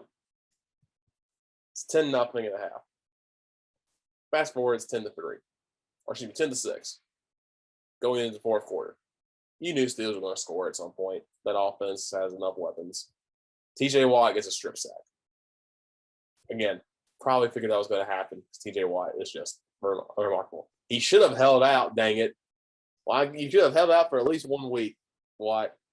And skip this Bills game. You're like, oh, we need you back. Yes. Right. Win. But anyway. Deontay Johnson, I've heard a lot of people talk about him this year, being a breakout player for the Steelers. He makes one of the craziest. Levi Wallace gets his hand on this ball. Mm-hmm. And Deontay Johnson has like no room. So maybe you got to get 2 feet down in the NFL. Makes this unreal catch. Gets both feet in. Touchdown. Heck of a play by them. It's 13-10. I'm like, okay. Suck it up. Get back out there. Go get a drop. Well, they got 3 now. You got punt. I don't know who was supposed to block somebody. But it didn't. And the Steelers are right in front of the punter's face, and it gets blocked, and they stupid score a touchdown. And all of a sudden, it is now 20-10. Late in this game. The final score, again, ends up being 23-16. Bills get 2 little field goals at the end. It don't matter. But, Josh Allen got sacked 3 times. That's not good. Yeah. The defense was fine. You held Ben Roethlisberger to 188 yards passing and 1 touchdown, sacked him twice. Najee Harris helped at 45 yards rushing. Juju Smith-Schuster had 52 yards. Claypool had 45 yards. Johnson was their best overall with 1 touchdown and 36 yards receiving. It wasn't like nobody beat you deep. Stephon Diggs did fine, 69 yards, 9 catches. Cole Beasley, 60 yards for 8 catches. Gabe Davis, however, only had 2 catches, 40 yards. He had that one long touchdown. He had 1 long catch, and he had the touchdown catch. Yeah. But you had 4 fumbles. Ball was put on the ground 4 times. You only lost 1 of them, surprisingly. But the thing that bothers me, Buffalo's got to get a rushing game going. And Devin Singletary had 72 yards rushing. Josh Allen had 44. Mm-hmm. But Josh Allen had to throw the ball 51 times. Yeah. And I went back and looked at the stats this week. Of the quarterbacks that threw at least 50 times this week, all of them lost except for Tom Brady. Yeah. Because, again, Dak Prescott threw the most. He had 58 passing attempts, and he looked great. But he still lost because he had no rushing game. Couldn't get Zeke going. Right. Trevor Lawrence, they have no rushing game without Travis Etienne out. Yeah. Even the Bucs couldn't get Leonard Fournette going. Yeah. That's why Tom Brady had to throw it so much. And I know I'm a big stickler on rush game, win 2 games. You've heard me talk about this way too much. But in the NFL, it especially helps. Because you can run clock, you can get the offense going. And 51 times, Josh Allen had to throw this ball. And Brian DeBowl, I don't know what he was calling because, you've seen Josh Allen run some read option. Mm-hmm. And it was like there was not a whole lot of that down the stretch. Yeah. Down the stretch, you're up by 4. I would run it more.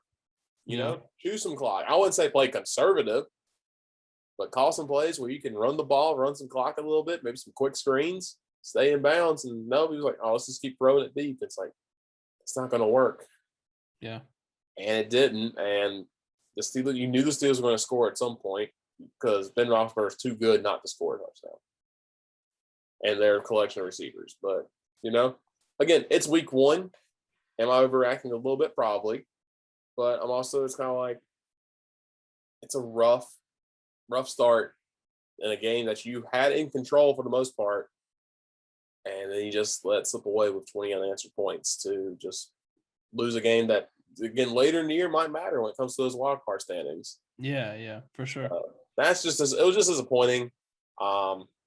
like I said, hopefully Isaiah McKenzie's fine and can play this week. But we'll see. It's a new week this week for the Bills, and it's just a tough way to start off the year, especially after all the hype that's been building up throughout the offseason.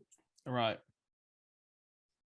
So we'll move on. Of course, the Tennessee Titans take on the Arizona Cardinals, and this was another tough one for you, Waffle. Yeah. A lot of your thoughts are mirroring mine. Like, before I get into it, it is week one.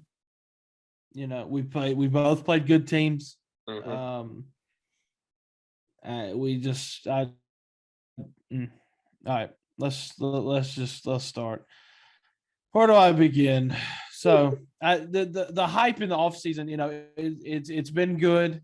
Tennessee coming off first double-digit win season since 2008, 11-5 year last year with, like I've said a ton of times before, as bad of a defense as we had, offense made up for it. We went 11-5. Playoffs didn't go how we wanted, but I mean, hey, heck of a season. First AFC South title since 2008 as well. Like, things were good for the most part. It was stressful at times because, a lot of close games, but it was good.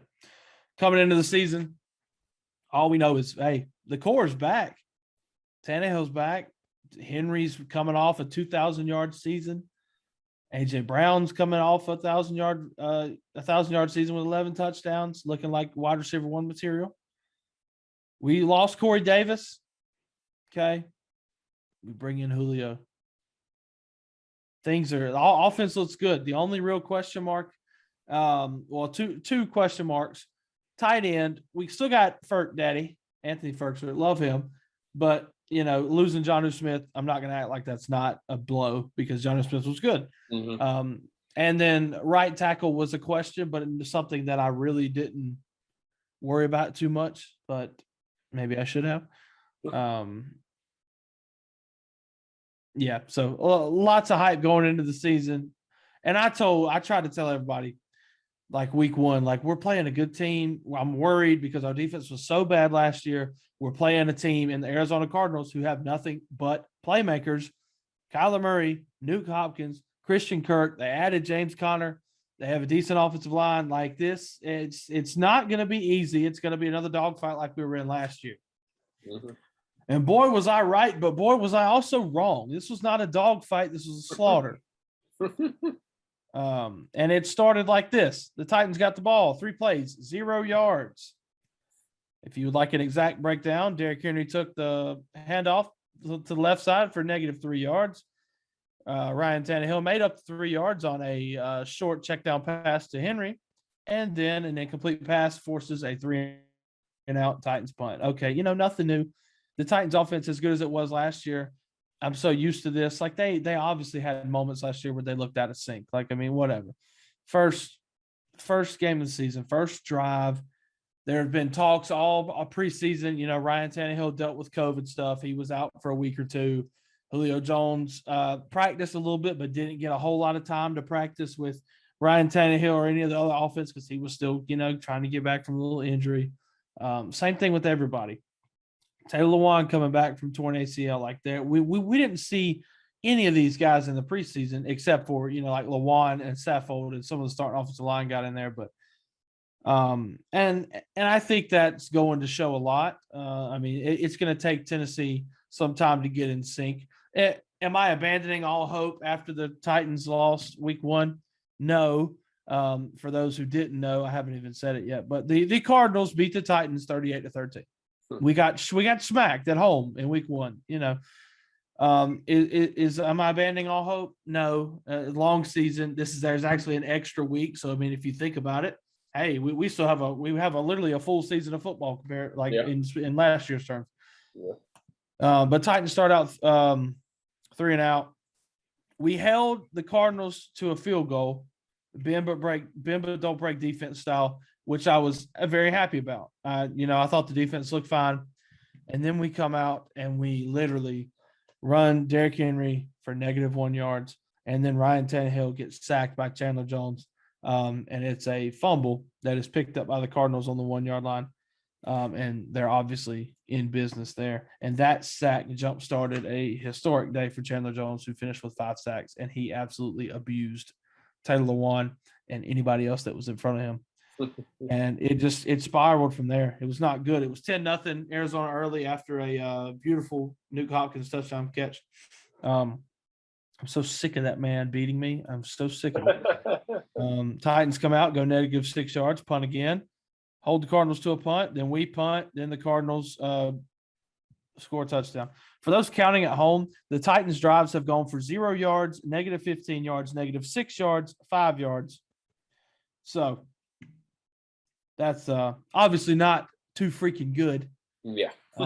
Arizona comes out and scores a 17-0. Obviously, I'm a mess. I'm losing hope. Obviously, hope is lost. Yeah. And I'm thinking the worst. I hate this. Why does this always happen to us? Whatever, all that crap. Titans come out, go 11 plays, 75 yards. They put a little something together, score a touchdown, a lot of passing. I mean, to put it simply, we all know that this offense is predicated on the run. Mm-hmm. And it is going to be a run-first offense. Why would you not run first when you've got freaking Derrick Henry in the backfield? Of course you'd run first. And I'm still so sick of the people saying that all we do is hand the ball off to Henry because, well, yes, it's a run-first offense, but that's really not all we do. As you can see, Ryan Tannehill takes him down the field. But that's another story. This is not the time for it. Titans play bad. I'm not trying to make a case for the Titans because they're not my favorite right now. But the Titans go down, score a touchdown. All right, cool. We're on the board. Let's make something out of it. Let me tell you a story. So the Titans in the offseason sign Sam Ficken. Why did we sign Sam Ficken, you might ask? Well, our kicker, who was around for a long time, Ryan Suckup, just decided to, suck. Yeah.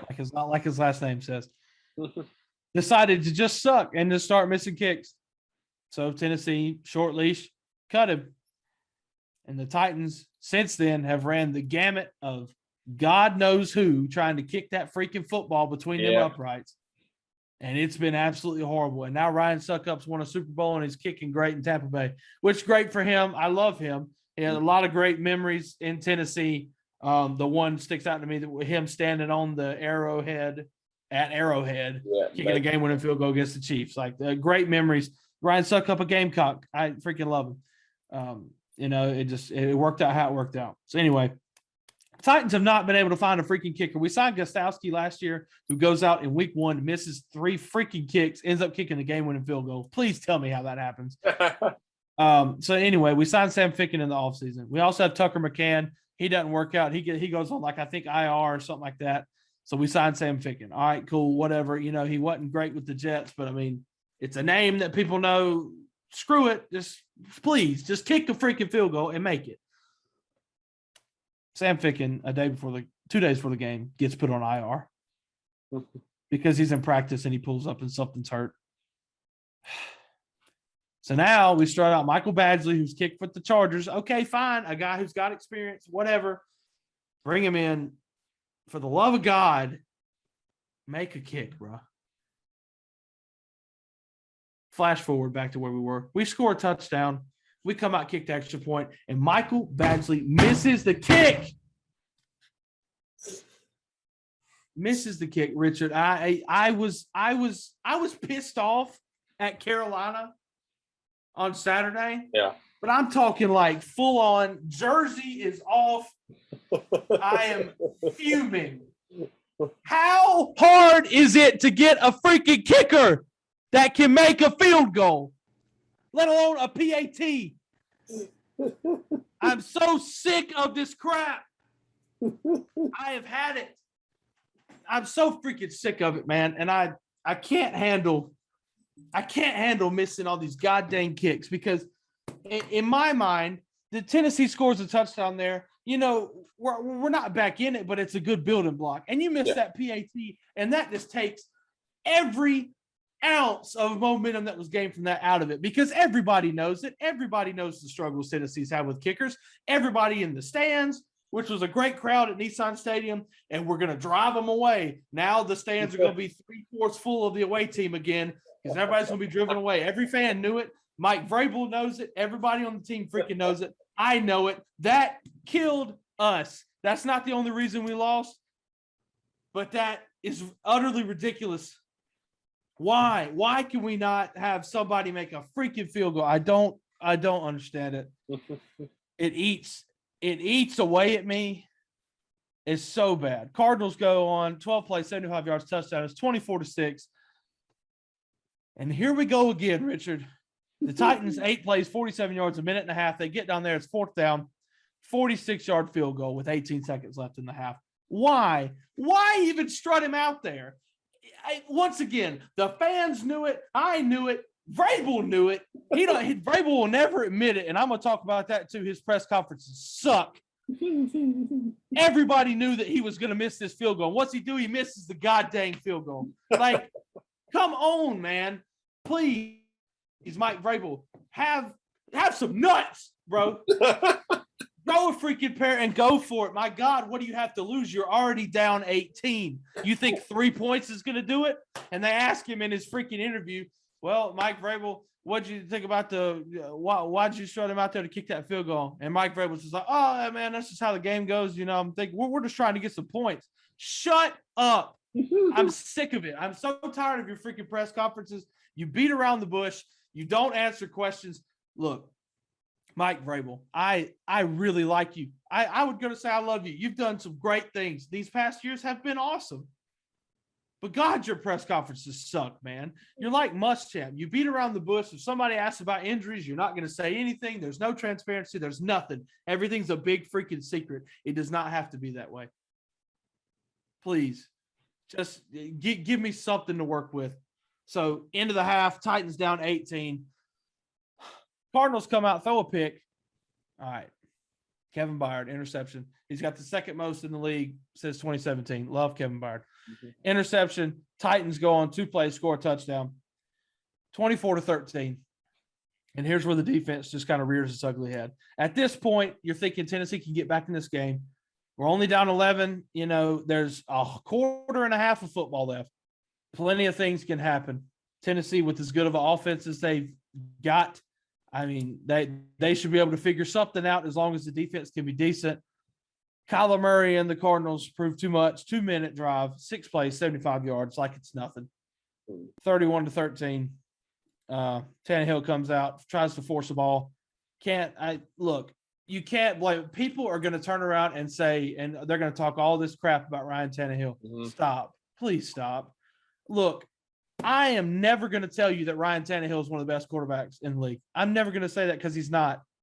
But please stop acting like he is literally a bottom 5 quarterback in the league. Stop it. Just because in Miami he sucked, which he did, doesn't mean he can't be good now and that he's had a little bit of a career resurgence. Yes, he's got talent around him. Yes, he's got a 2,000-yard rusher in the backfield that he likes to hand the ball off to. My God, I would too. Oh, yeah, absolutely. Please, no Ryan Tannehill slander will be accepted on this freaking show and in my life right now because the offensive line deserves all the slander. They deserve it. Taylor Lewan came out. He put out a tweet saying, thank you, Chandler Jones, pardon my French, for kicking my ass today because it's going to help him be better. And I love Taylor Lewan. I love the accountability. Now, but God, show it on the field, please. I love it. Thank you for coming to say it. And I just go freaking do it. Get better. Figure it out. Chandler Jones, unreal player. I mean, my God, please give this man some money. He's on 5 sacks. Give this man some freaking money. The Cardinals added J.J. Watt as well. The Cardinals defense and then they have Isaiah Simmons in the middle, who's emerging second-year player out of Clemson. Buda Baker out in the secondary. They're going to be a tough squad. They're going to have a decent to probably very good defense. And their offense is going to be dynamic. This is just further proving that the NFC West is stacked. They're going to be unreal. We'll talk about that a little bit later. But Tannehill comes out, tries to force a ball, throws a pick. We punt. The Cardinals punt. We fumble. They score another touchdown. That's pretty much it. At this point, I'm tuned out. Like I'm done. It's just try again next week. But with all that being said, and it feels good to get that out.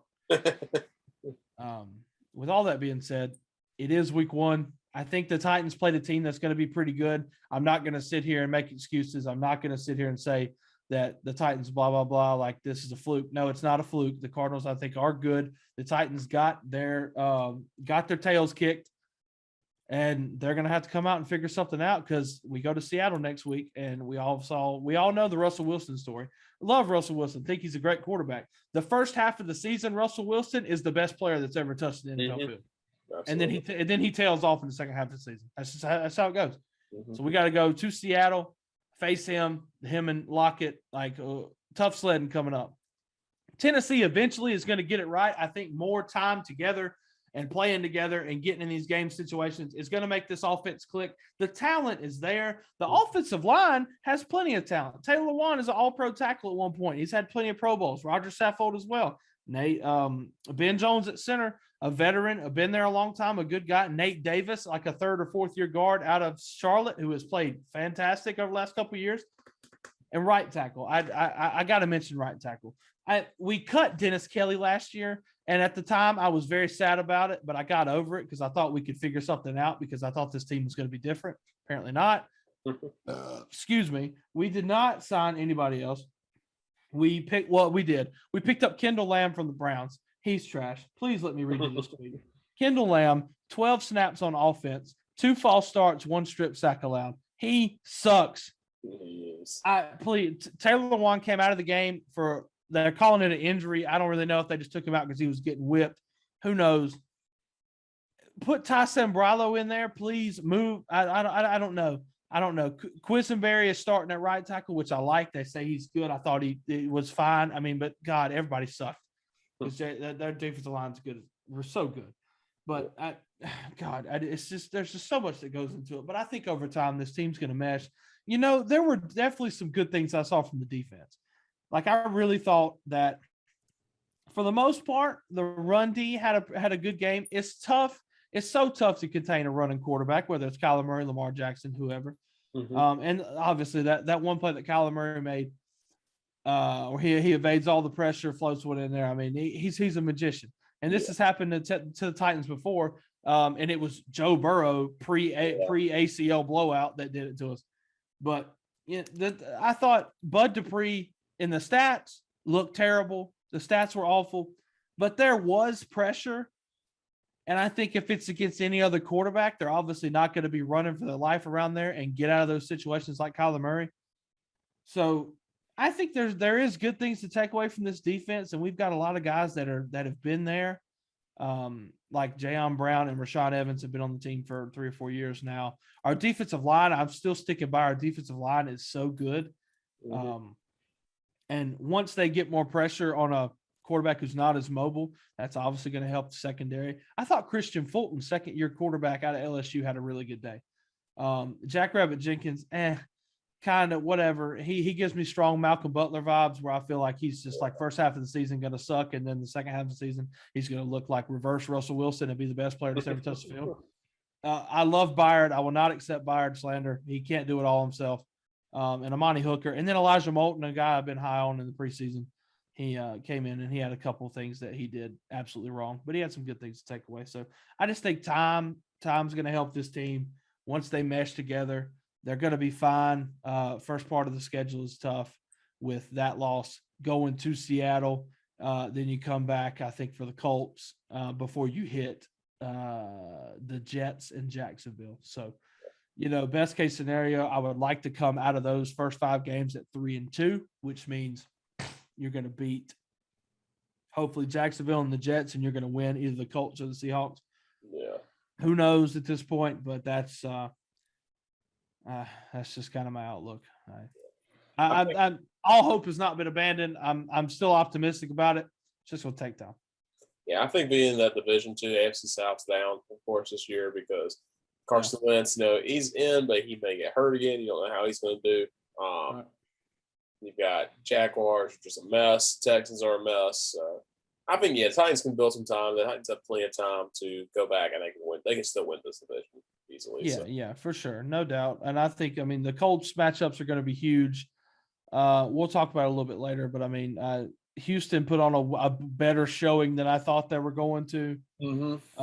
So things could be a little bit more dicey than I thought, but Titans should have no problem once they get some time together. I think really figuring it out and getting back to how they were last year. But lost to a good team. Cardinals are going to be good. That division is unbelievably stacked, though. So the Cardinals are going to be very good, but they might finish last in that division. I know, man. They can finish last with like a really good record too, but yeah, we got to play each other twice. I'm sure there's probably a scenario where the Cardinals can finish last in that division and make the playoffs. That would be wild. Oh yeah, because they're still doing 3 wild cards, right? Yeah, our division can make playoffs. That would be crazy. Yeah, especially if the NFC East are actually the NFC North. They're showing let's do well this year. So yeah, we'll go through week 1. Eagles knock off the Falcons 32-6. The Falcons have no defense whatsoever, and Devontae Smith. It's kind of cool. Dante Smith caught his first NFL touchdown in almost the exact same spot he caught the game-winning championship. Championship in the same stadium. That was pretty cool to see. Yeah, that definitely was cool. Yeah. Jalen Hurts looked good, 264 yards and 3 touchdowns. So yeah, not against a good team, but that's a good win for the Eagles to start the year. Bengals knock off the Vikings 27-24 in overtime, and Jamar Chase. We've talked so much about him. You know. Not struggling in the preseason. He makes the game-winning play. So, that's a good win. They were up. The Bengals were up 21-7 late in this one and almost gave it away. But a good game for T. Higgins as well. 4 receptions, 58 yards, and a touchdown. I think he did get hurt and come out of the game late, but solid from the Bengals. I'm really impressed. I don't think the Vikings are anything to really ride on. Thielen still had a good day as well. Yeah. They just ran out of time, really. 49ers and the Lions. Lions made this one interesting late, but yeah, man, crazy. But at one point, the Niners were just whooping them, and out of nowhere, the Lions come back. Jared Goff leads them back to come back, and only lose by 8, 41-33. But Jared Goff did improve as the game went along. So yeah, if anything, the Lions have some fight in them, so they might have some competitive games. Yep, for sure. Trey Lance only threw 1 pass and it was 4 touchdowns. So yeah, that's crazy too. But Jimmy G looked good, 314 yards and a touchdown. So hey, welcome back, Deebo Samuel, man. 9 receptions, 189 yards and a touchdown. Dude is a dynamic player. Absolutely. Good to see him back for the 49ers. Seahawks beat the Colts. Russell Wilson, like you said, starts off great. 4 touchdowns, 254 yards, only 5 incompletions. Tyler Lockett, 4 receptions for 100 yards and 2 touchdowns. The Seahawks look really good, like they always do when they start the year. Russell Wilson for MVP until week 10, they lose by 30. So that's how it goes. Then you have Chargers and the Washington football team. Unfortunately, Ryan Fitzpatrick gets hurt in this game. Yeah, I hate that. I hate that. But Justin Herbert, only 1 touchdown pass was a big one. Finds Mike Williams for the go-ahead touchdown. Glad to see Mike Williams back and healthy too. Oh, yeah. And Allen had a good game. Taylor Heineke still didn't do horrible. 11-15, 122 and a touchdown. Antonio Gibson looked pretty good at running back for the Washington football team. I keep wanting to call them the Redskins. Yeah. Logan Thomas had a touchdown catch. So, which is a weird transition to see him from quarterback to tight end. Because he was starting that when he was in Buffalo. Yeah. I don't care who the quarterback is. Please just throw the ball to Terry McLaurin. I have him in 2 fantasy leagues. Come on, bro. Yeah. Please. See, Jets and Panthers. Panthers defense looks really good. Now, this could be the case of the Jets looking bad on offense, too. That Panthers defense looks really good. But Sam Darnold. That first half defense was very good. 16-0 at halftime, Panthers. Chris McCaffrey back at 98 yards rushing. Also had about 80 yards receiving. So Sam Darnold has found his target, and hey, that's a good target to throw it to. But Corey Davis, when he got open, made the Panthers pay. 5 receptions, 19 yards, and 2 touchdowns. So happy for him. So happy that he came out there and he's proven he was worth the investment so far. Yeah, so the Jets offense took a while to get going, but they were able to get something and make this one a little bit closer than the score indicated. So they were able. Yeah. So Jets, no, I don't think they're going to be good this year. I don't think the Panthers are going to necessarily be great this year. They're going to have to beg, but their defense will keep them in some games. So yeah. Texans surprisingly roll over the Jags. We thought this one would be a lot closer, but Tyrod Taylor turned the clock back and looked fantastic. Yeah, he did. In that game, he went 21 of 33 for 291 yards and 2 touchdowns. Mark Ingram had 26 carries for 85 yards and a touchdown. Yeah. Trevor Lawrence, well, it's going to be a rough year for you, son. 3 interceptions, 3 touchdown passes, and 330 Yeah. yards. But I think there's definitely a lot of good to take away. Like Trevor had some beautiful throws on the run. He's on the run because he's running for his life. Yeah, no. And the reason he had to throw 51 times is because they can't get a running game going with their terrible offensive line. Mm-hmm. When they have 2 running backs, one James Robinson, who we know is very good, and then they also have Carlos Hyde. They couldn't get anything going on the ground, so Trevor's obviously running for his life, having to sling it 51 times, 3 touchdowns, 3 picks, had some bad decisions, but I mean, he's got a bright future, man. And once they figure it out, if he gets somebody that can protect him, he's gonna be pretty good. So that was Trevor Lawrence's first ever regular season loss. He never lost in high school and never lost in college, which is wild to think about. Yeah.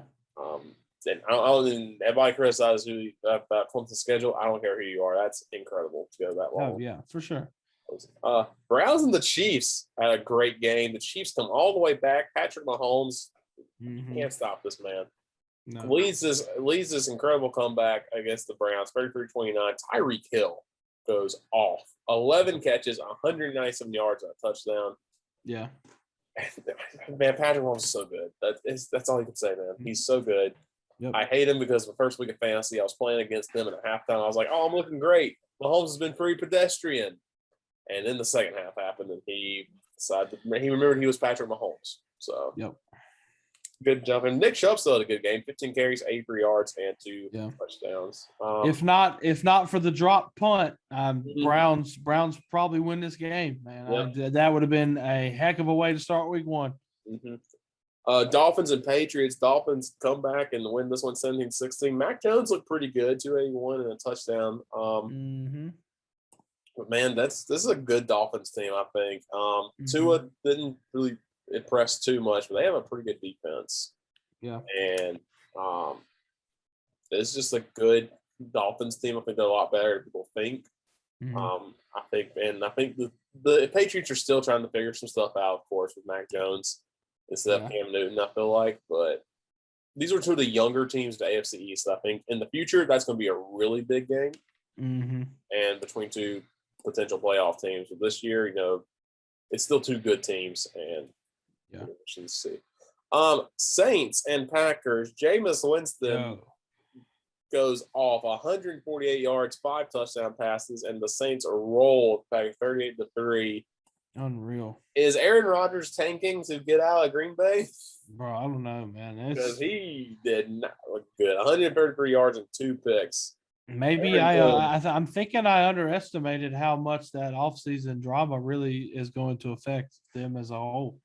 And rushing-wise, Aaron Jones landed 9 yards rushing. A.J. Dillon landed 19 yards rushing. So that's pissed me off, man. Aaron Jones, my freaking starting running back, I swear. Devontae Adams had 56 yards receiving. Randall Cobb had 1 catch, 30 yards. Amari Rodgers, 1 catch for 19 yards. So they just look bad. Now, here's the thing, though. The last team the Saints beat 38-3 were the Bucs, and the Bucs won the Super Bowl. So You're right.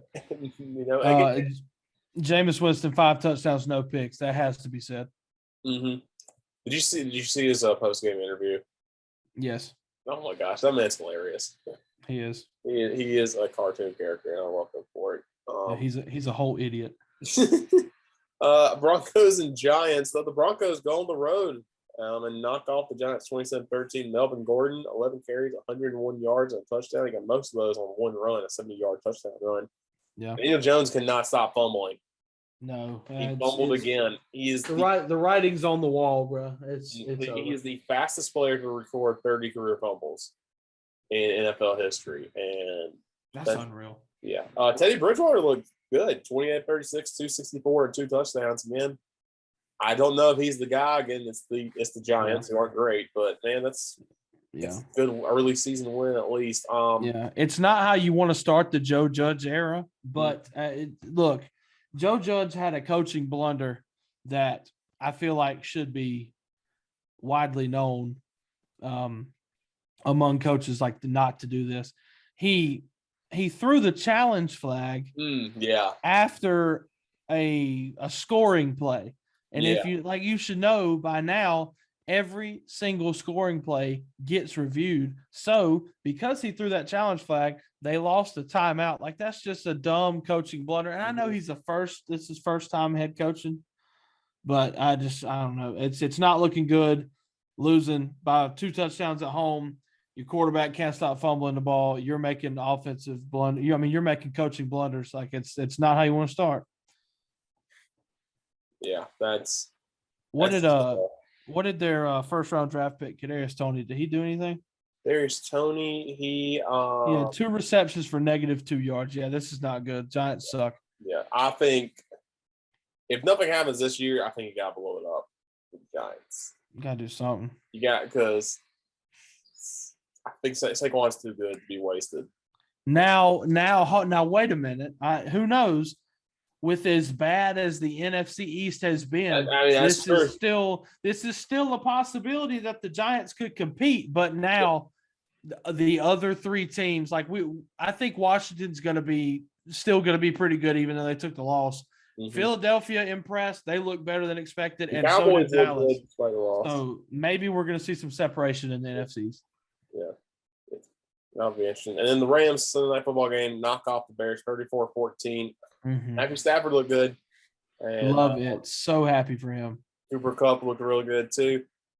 Andy Dalton's not the guy. Yeah, I think you got to go Justin Fields. No, you can't. I just don't. Why even try? In the situation that you're in, why are you even grasping to the hope that Andy Dalton's going to channel, 2014 Bengals? Yeah. I don't even know if that was the year they were good, but that was kind of his prime. Yeah. Just why are you even trying to do that when you've got somebody in the preseason who has looked good? You need a revamping of everything, because everything's been so stagnant. Yeah. Your offense has sucked for 3 or 4 years now. Why even go with the Red Rocket, man? Just put Fields in there, man. Fields got in and rushed for a touchdown. Yeah. He got in for a couple of plays. He was 2 for 2 for 10 yards passing. Okay, 1 rush for 3 yards and a touchdown. I mean, he sparked something. Yeah. But here's the thing. I think about their offense. They have so many tight ends, and I don't know if that's the offense you need to help him out, because they got Jimmy Graham, Cole Kmet, Damian Williams, who plays basically tight end, wide receiver role. Yeah, well, I mean, they were able to keep Allen Robinson. I mean, they were able to keep him. Yeah, Marquise Goodwin, who was pretty good. You've got David Montgomery in the backfield. I think they have plenty of weapons on offense, but just give the reins to Justin Fields and watch them take off, especially with the Vikings, Lions, and the Packers all taking an L as well. This could be a year that the Bears, if the Packers suck, could freaking win the division. Exactly. Like this, I think you gotta let him go, because, and again, everybody was talking once again about Kirby Smart at Georgia. Did the same thing. Didn't start him over, and he went off and flourished. So, right. And then currently we're recording this on Monday. The Baltimore Ravens lead the Las Vegas Raiders 14-10 at halftime. Mm-hmm. Derek Carr has 127 yards passing. Lamar Jackson has 128 yards passing and a touchdown to Hollywood Brown. Tyson Williams from Sumter, South Carolina, has been the running back for the Ravens, and he has a touchdown run, 64 yards. Of course, he's the third-string running back after the injuries. Hey, bro, if I'm not mistaken, that's the South Carolina Gamecock, man. Mm-hmm. Yep. Former South Carolina Gamecock and BYU Cougar. Marcus Mariota came in and has a 31-yard rush as well for the Raiders. All about it. And then Hunter Renfrow has 3 catches for 32 yards for the Raiders. Darren Waller has 4 catches for 54 yards. Nice. So who scored the touchdown for the Raiders? Josh Jacobs.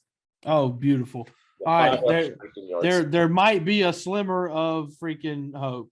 Yeah, I need Kenyon Drake. I need Kenyon Drake to have a good game. He has 2 rushes for -1 yards, and he has 1 catch for 6 yards. So I am struggling right now.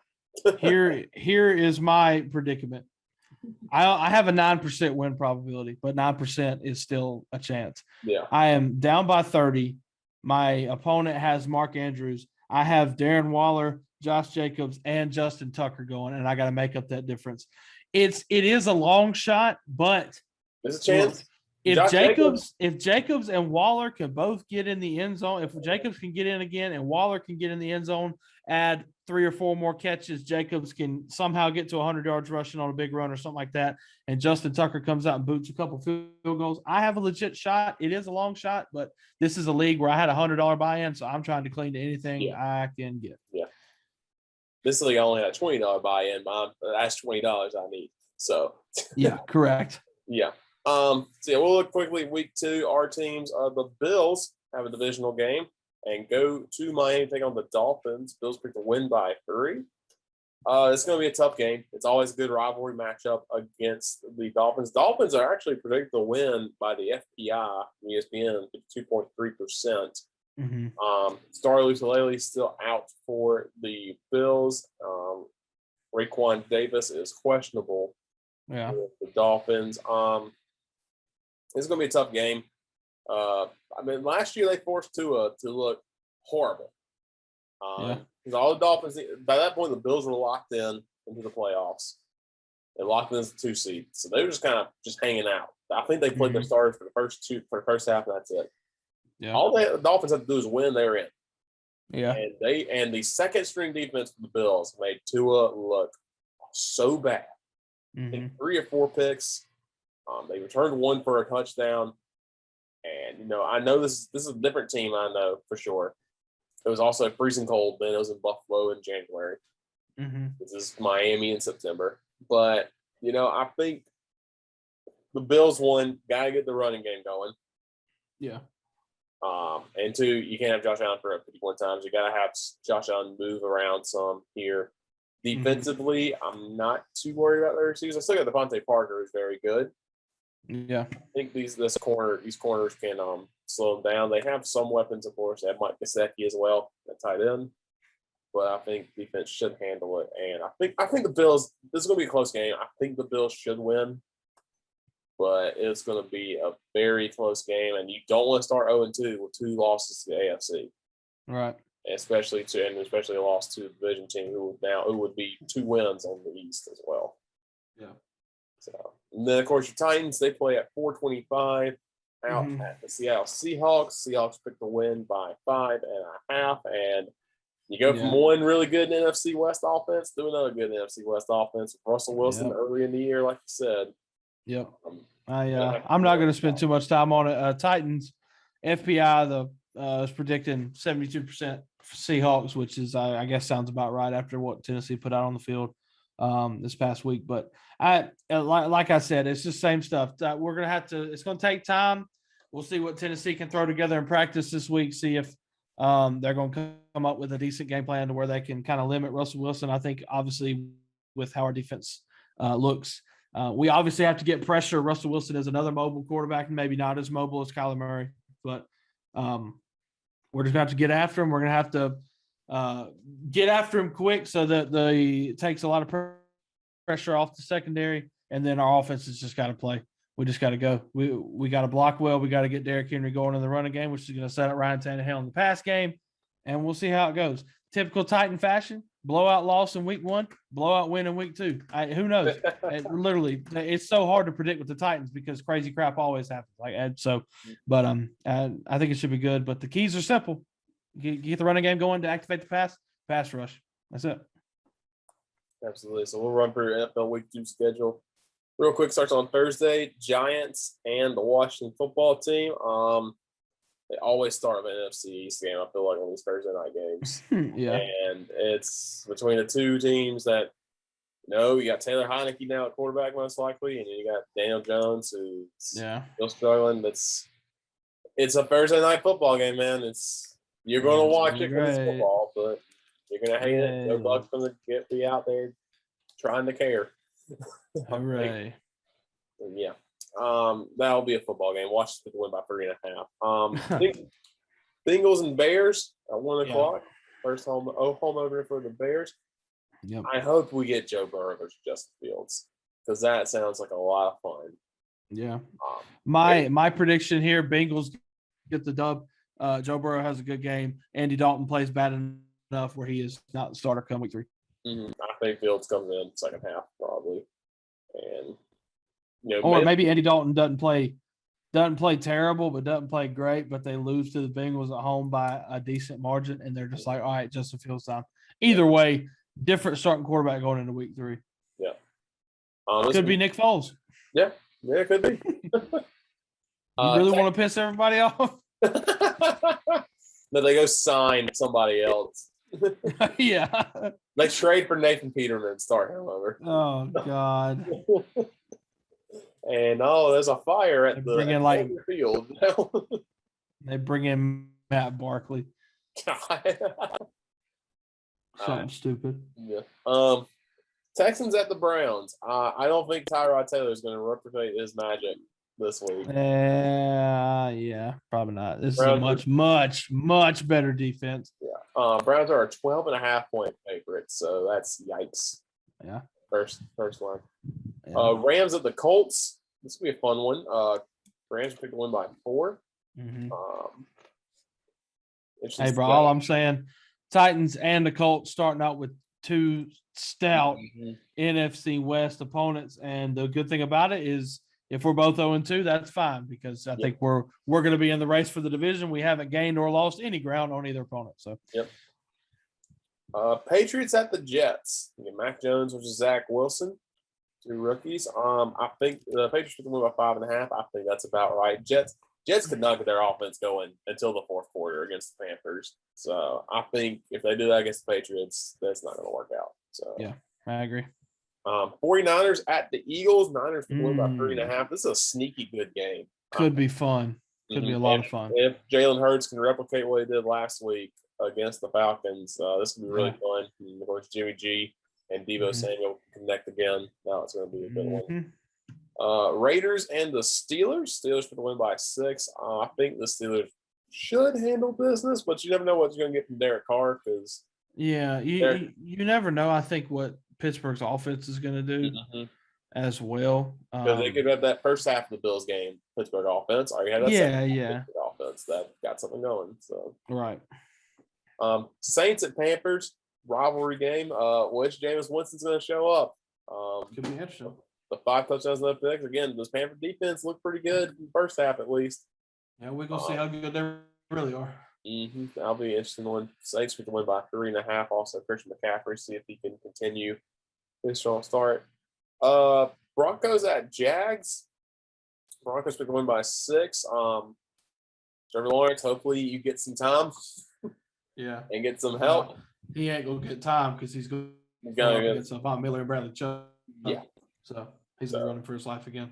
R.I.P. Trevor Lawrence. Bro. Just stay alive. Just stay alive and don't get hurt. That's all I ask of you for this game. Right. 4:00 game. Vikings at Cardinals.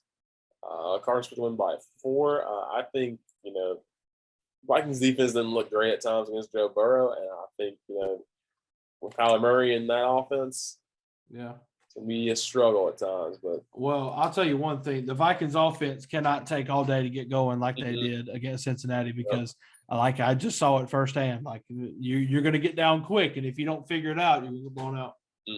Absolutely. Falcons at the Bucks. Bucks for the win by 13. That's how bad this Falcons defense is. This Falcons defense is. Please, just throw every ball to Kyle Pitts, please, for my fantasy team. But Atlanta's defense is just grasping at straws. I don't know what they're doing. Arthur Smith came from Tennessee, their new head coach. Love him. Wish him nothing but the best, but it's going to be rough in year 1. Yeah, this defense. I was talking to somebody who's a Falcons fan. Like, who plays in this defense? Like, Grady Jarrett. And that's about it. So it's going to be a struggle for this Falcons defense this year. 4:25 Cowboys at the Chargers. Sneaky good game, I think. Chargers actually picked to win this one, which is kind of surprising. But Justin Herbert versus Dak Prescott, if the Cowboys got to get a rushing game going with Zeke. Yeah. Because if they don't, and Dak has to throw it 50 times a game again. Yeah. They're going to kill him again. I hate the Cowboys, but I love Dak. Right. Yeah. He's one of my favorite quarterbacks to watch. And yeah. And Dak might be, and they got Dak paid, but Dak may not be happy. Right. Then it should be a good one. I think the Chargers have a good offense. They have some good defensive parts, but I think Cowboys have to get the running game going. Yeah. And Cowboys need to build off the hype from last week because while they did take a loss, they looked a lot better than people thought they were. They can't come out here and lay an egg in SoFi Stadium. They can't do it. You can't have Dak go out there and not look pedestrian either. You got to give him some help too. Random fact, or it's not a fact, but random thing. The 2 Fox games are at 4:05. So does that mean there's not a game of the week? Is Joe Buck? I guess Joe Buck might be doing a baseball game or something. He could because Cowboys and Chargers are on CBS and Titans Seahawks are also on CBS. Yeah. So I thought there could be a chance where the Titans Seahawks is Joe Buck, but maybe he's doing that Falcons Bucks game for some reason. I don't know. Usually those are at 4:25, the game of the week. Yeah, that's weird. Yeah. Maybe they just changed the time this week for some reason and he's just doing that one. Or please, this is a high profile match on CBS. I think it's the highest profile matchup on CBS all day. Please give me Iron Eagle. Please, God. Titans and Seahawks? Yeah, please. I think he's doing the Steelers game. All right. Well, I don't. Well, give me him or Kevin Holland, please. Yeah, I think I saw he was doing Steelers back to back in week 1 and 2. Whack. I think I saw that. Your Sunday night football matchup is a barn burner. Chiefs and Ravens. They always have good matchups. I feel like 2 quarterbacks over under 55. Yeah. Patrick Mahomes versus Lamar Jackson never disappoints. So many weapons on the field. It's just so much fun to watch. 2 of the best young quarterbacks. Now they're getting older. 2 of the best quarterbacks, straight up. Yeah. In the NFL. And it's going to be a lot of fun in Baltimore. Mm-hmm. Right now, the Ravens are playing, like you said, in the third quarter, up 14-10 on the Raiders. And about that midfield, I think. So. And the Monday Night Football game is the Lions and the Packers. Packers' first home game of the year. Packers picked the win by 10.5, but I wouldn't count the Lions with Jared Goff and that comeback they had last week. Yeah, I mean, I don't know. I mean, it's hard to say after one game, but I mean, the Lions did show a lot of fortitude in the fact that they were able to come back and they didn't give up. So maybe a new head coach. Oh God, what's his name? Oh, crazy dude. It's not Dan. Is it Dan Campbell? Is that I think so, yeah, that's not fair. I mean, he looks like he's installed a good mentality. At least they're not going to give up, and we'll see how the Packers can rebound after getting their teeth kicked in. Yeah, and I mean, is Aaron Rodgers in it? No, was he just kind of like, I'm just going to throw it up and it's my last year? Because people are like, oh, it's his last year like Michael Jordan, or is his last year like Deshaun Watson? Right. He just does not care and he wants to get out as quick as possible. Yep.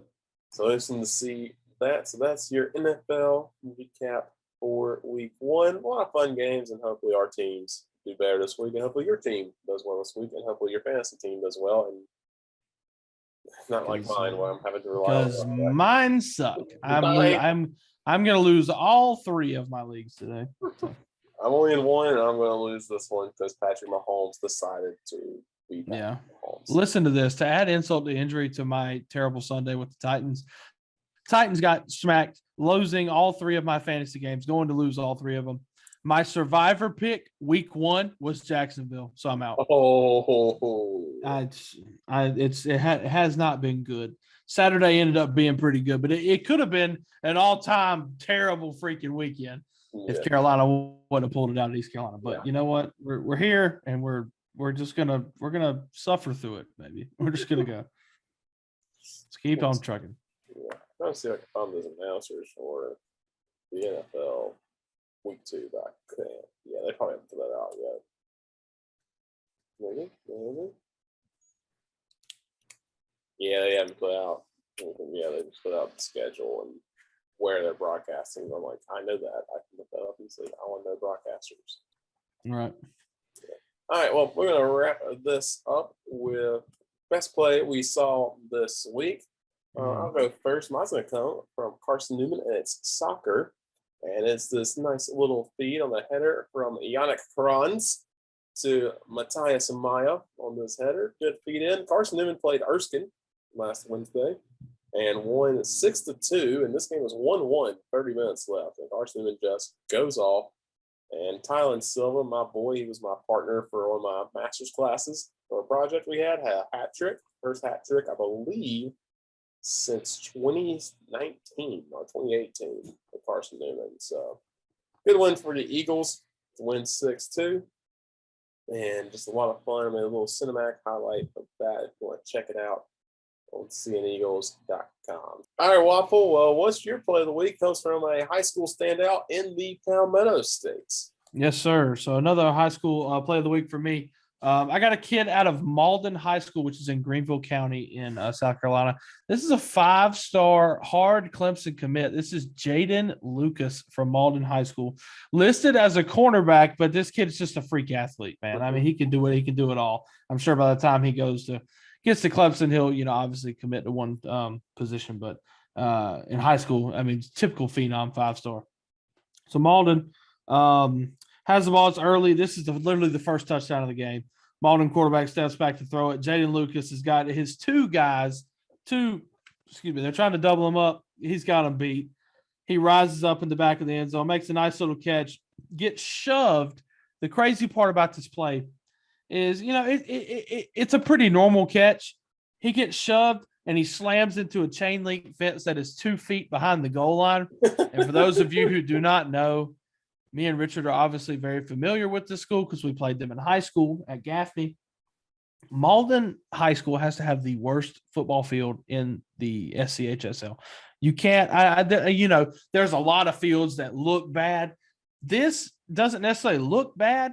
It's just there's a chain link fence 2 feet from the back of the end zone. Why do you not get like padding like they have on baseball fields? Something. You have to have something back there. Yeah. But, and I want to point this out in the video as well when we show it for the YouTube one. The corner of the end zone, please freeze frame right here. And I want you to look right here, right under this cameraman, and look at the elevation change. Yeah. That cameraman in the is corner of the end zone. Hill. Standing on a straight hill, the fence, you can see the curve in the fence and how much it goes up. But like, why are we, this is a 5A high school.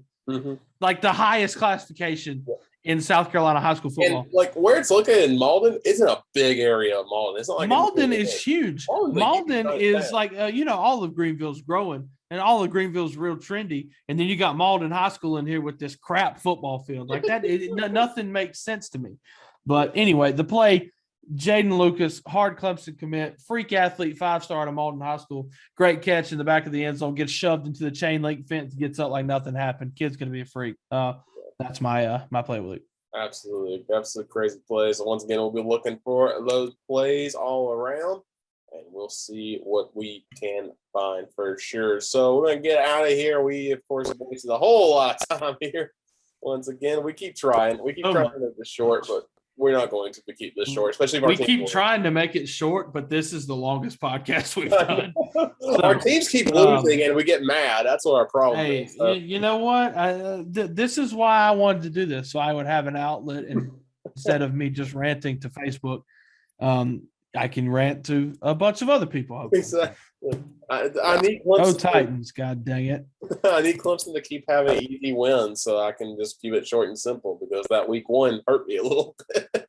Yeah. Having to rant about that and defend my team. But yeah, so thank y'all for listening, watching. I'm going to plug some stuff real quick. First thing I'm going to plug is Carson Newman football this Saturday, 1 o'clock. But your boy's going to be on the pregame show at noon, hosting the AEC tailgate show and counting down the kickoff. And I'll be interjecting in during the broadcast. They take on the Wingate Bulldogs, 1 o'clock on the Eagle Sports Network.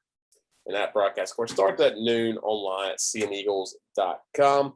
Also, another thing, pretty cool opportunity I had. I've been working with some pro wrestling companies, New South Pro Wrestling down in Alabama, and I got to work with one, Combat Fight Unlimited. They're based out of Indiana, and they taped the show last week. It's like a mixture of MMA and shooting MMA and wrestling.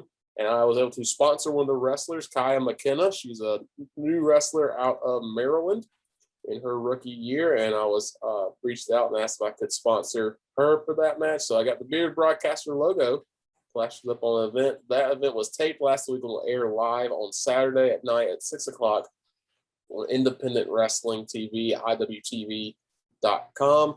And I believe it's like $10 a month. I believe it's very cheap. Sign up and see that, and you'll get to see your boy's logo thrown up onto the screen, which is really cool to see that. So, Waffle, you got anything to plug? Not a whole lot. I mean, I'm going to be working Friday night at Emerald High School. I'll be doing the play clock in the scoreboard as they take on Daniel. They're about to get slaughtered at home. That's gonna be exciting. But hopefully they can put up a fight. Emerald is going to be good in in region play. But their non-region schedule is just brutal, man. Yeah. They're not playing Daniel this week. They're playing Broome. So this is actually a region game. Okay, Sorry. yeah. So yeah, the Emerald should have definitely a fighting chance in this game. Be good to see what they can do. But then next week they do play Daniel, and that's going to be bad. But I'll be at that one as well. Also, I want to shout out Greenwood. Greenwood High School in South Carolina is 4-0. They are welcoming Dutch Fork this week. So, like I said, we've talked about them before. If you don't know South Carolina football, you might know Dutch Fork. They're perennial the best team in the state for like the past 5-6 years. They're coming to Greenwood. I would anticipate there's going to be a lot of people there. I hate that I can't go, but I'll definitely be tuned into that. Hopefully, if Greenwood could come out with a win, that'd be massive because I think this Greenwood team could be pretty good. But obviously, bringing in Dutch Fork is a tough. Going to be a tough one. Yeah, and I'll be at some game. I finally get to be at a game this Friday for high school football in Tennessee somewhere. I haven't got my assignment yet, so finally get to be back at a high school game this weekend. So that's going to do it. Thank you for tuning in, listening to us, listen to our rants about our teams.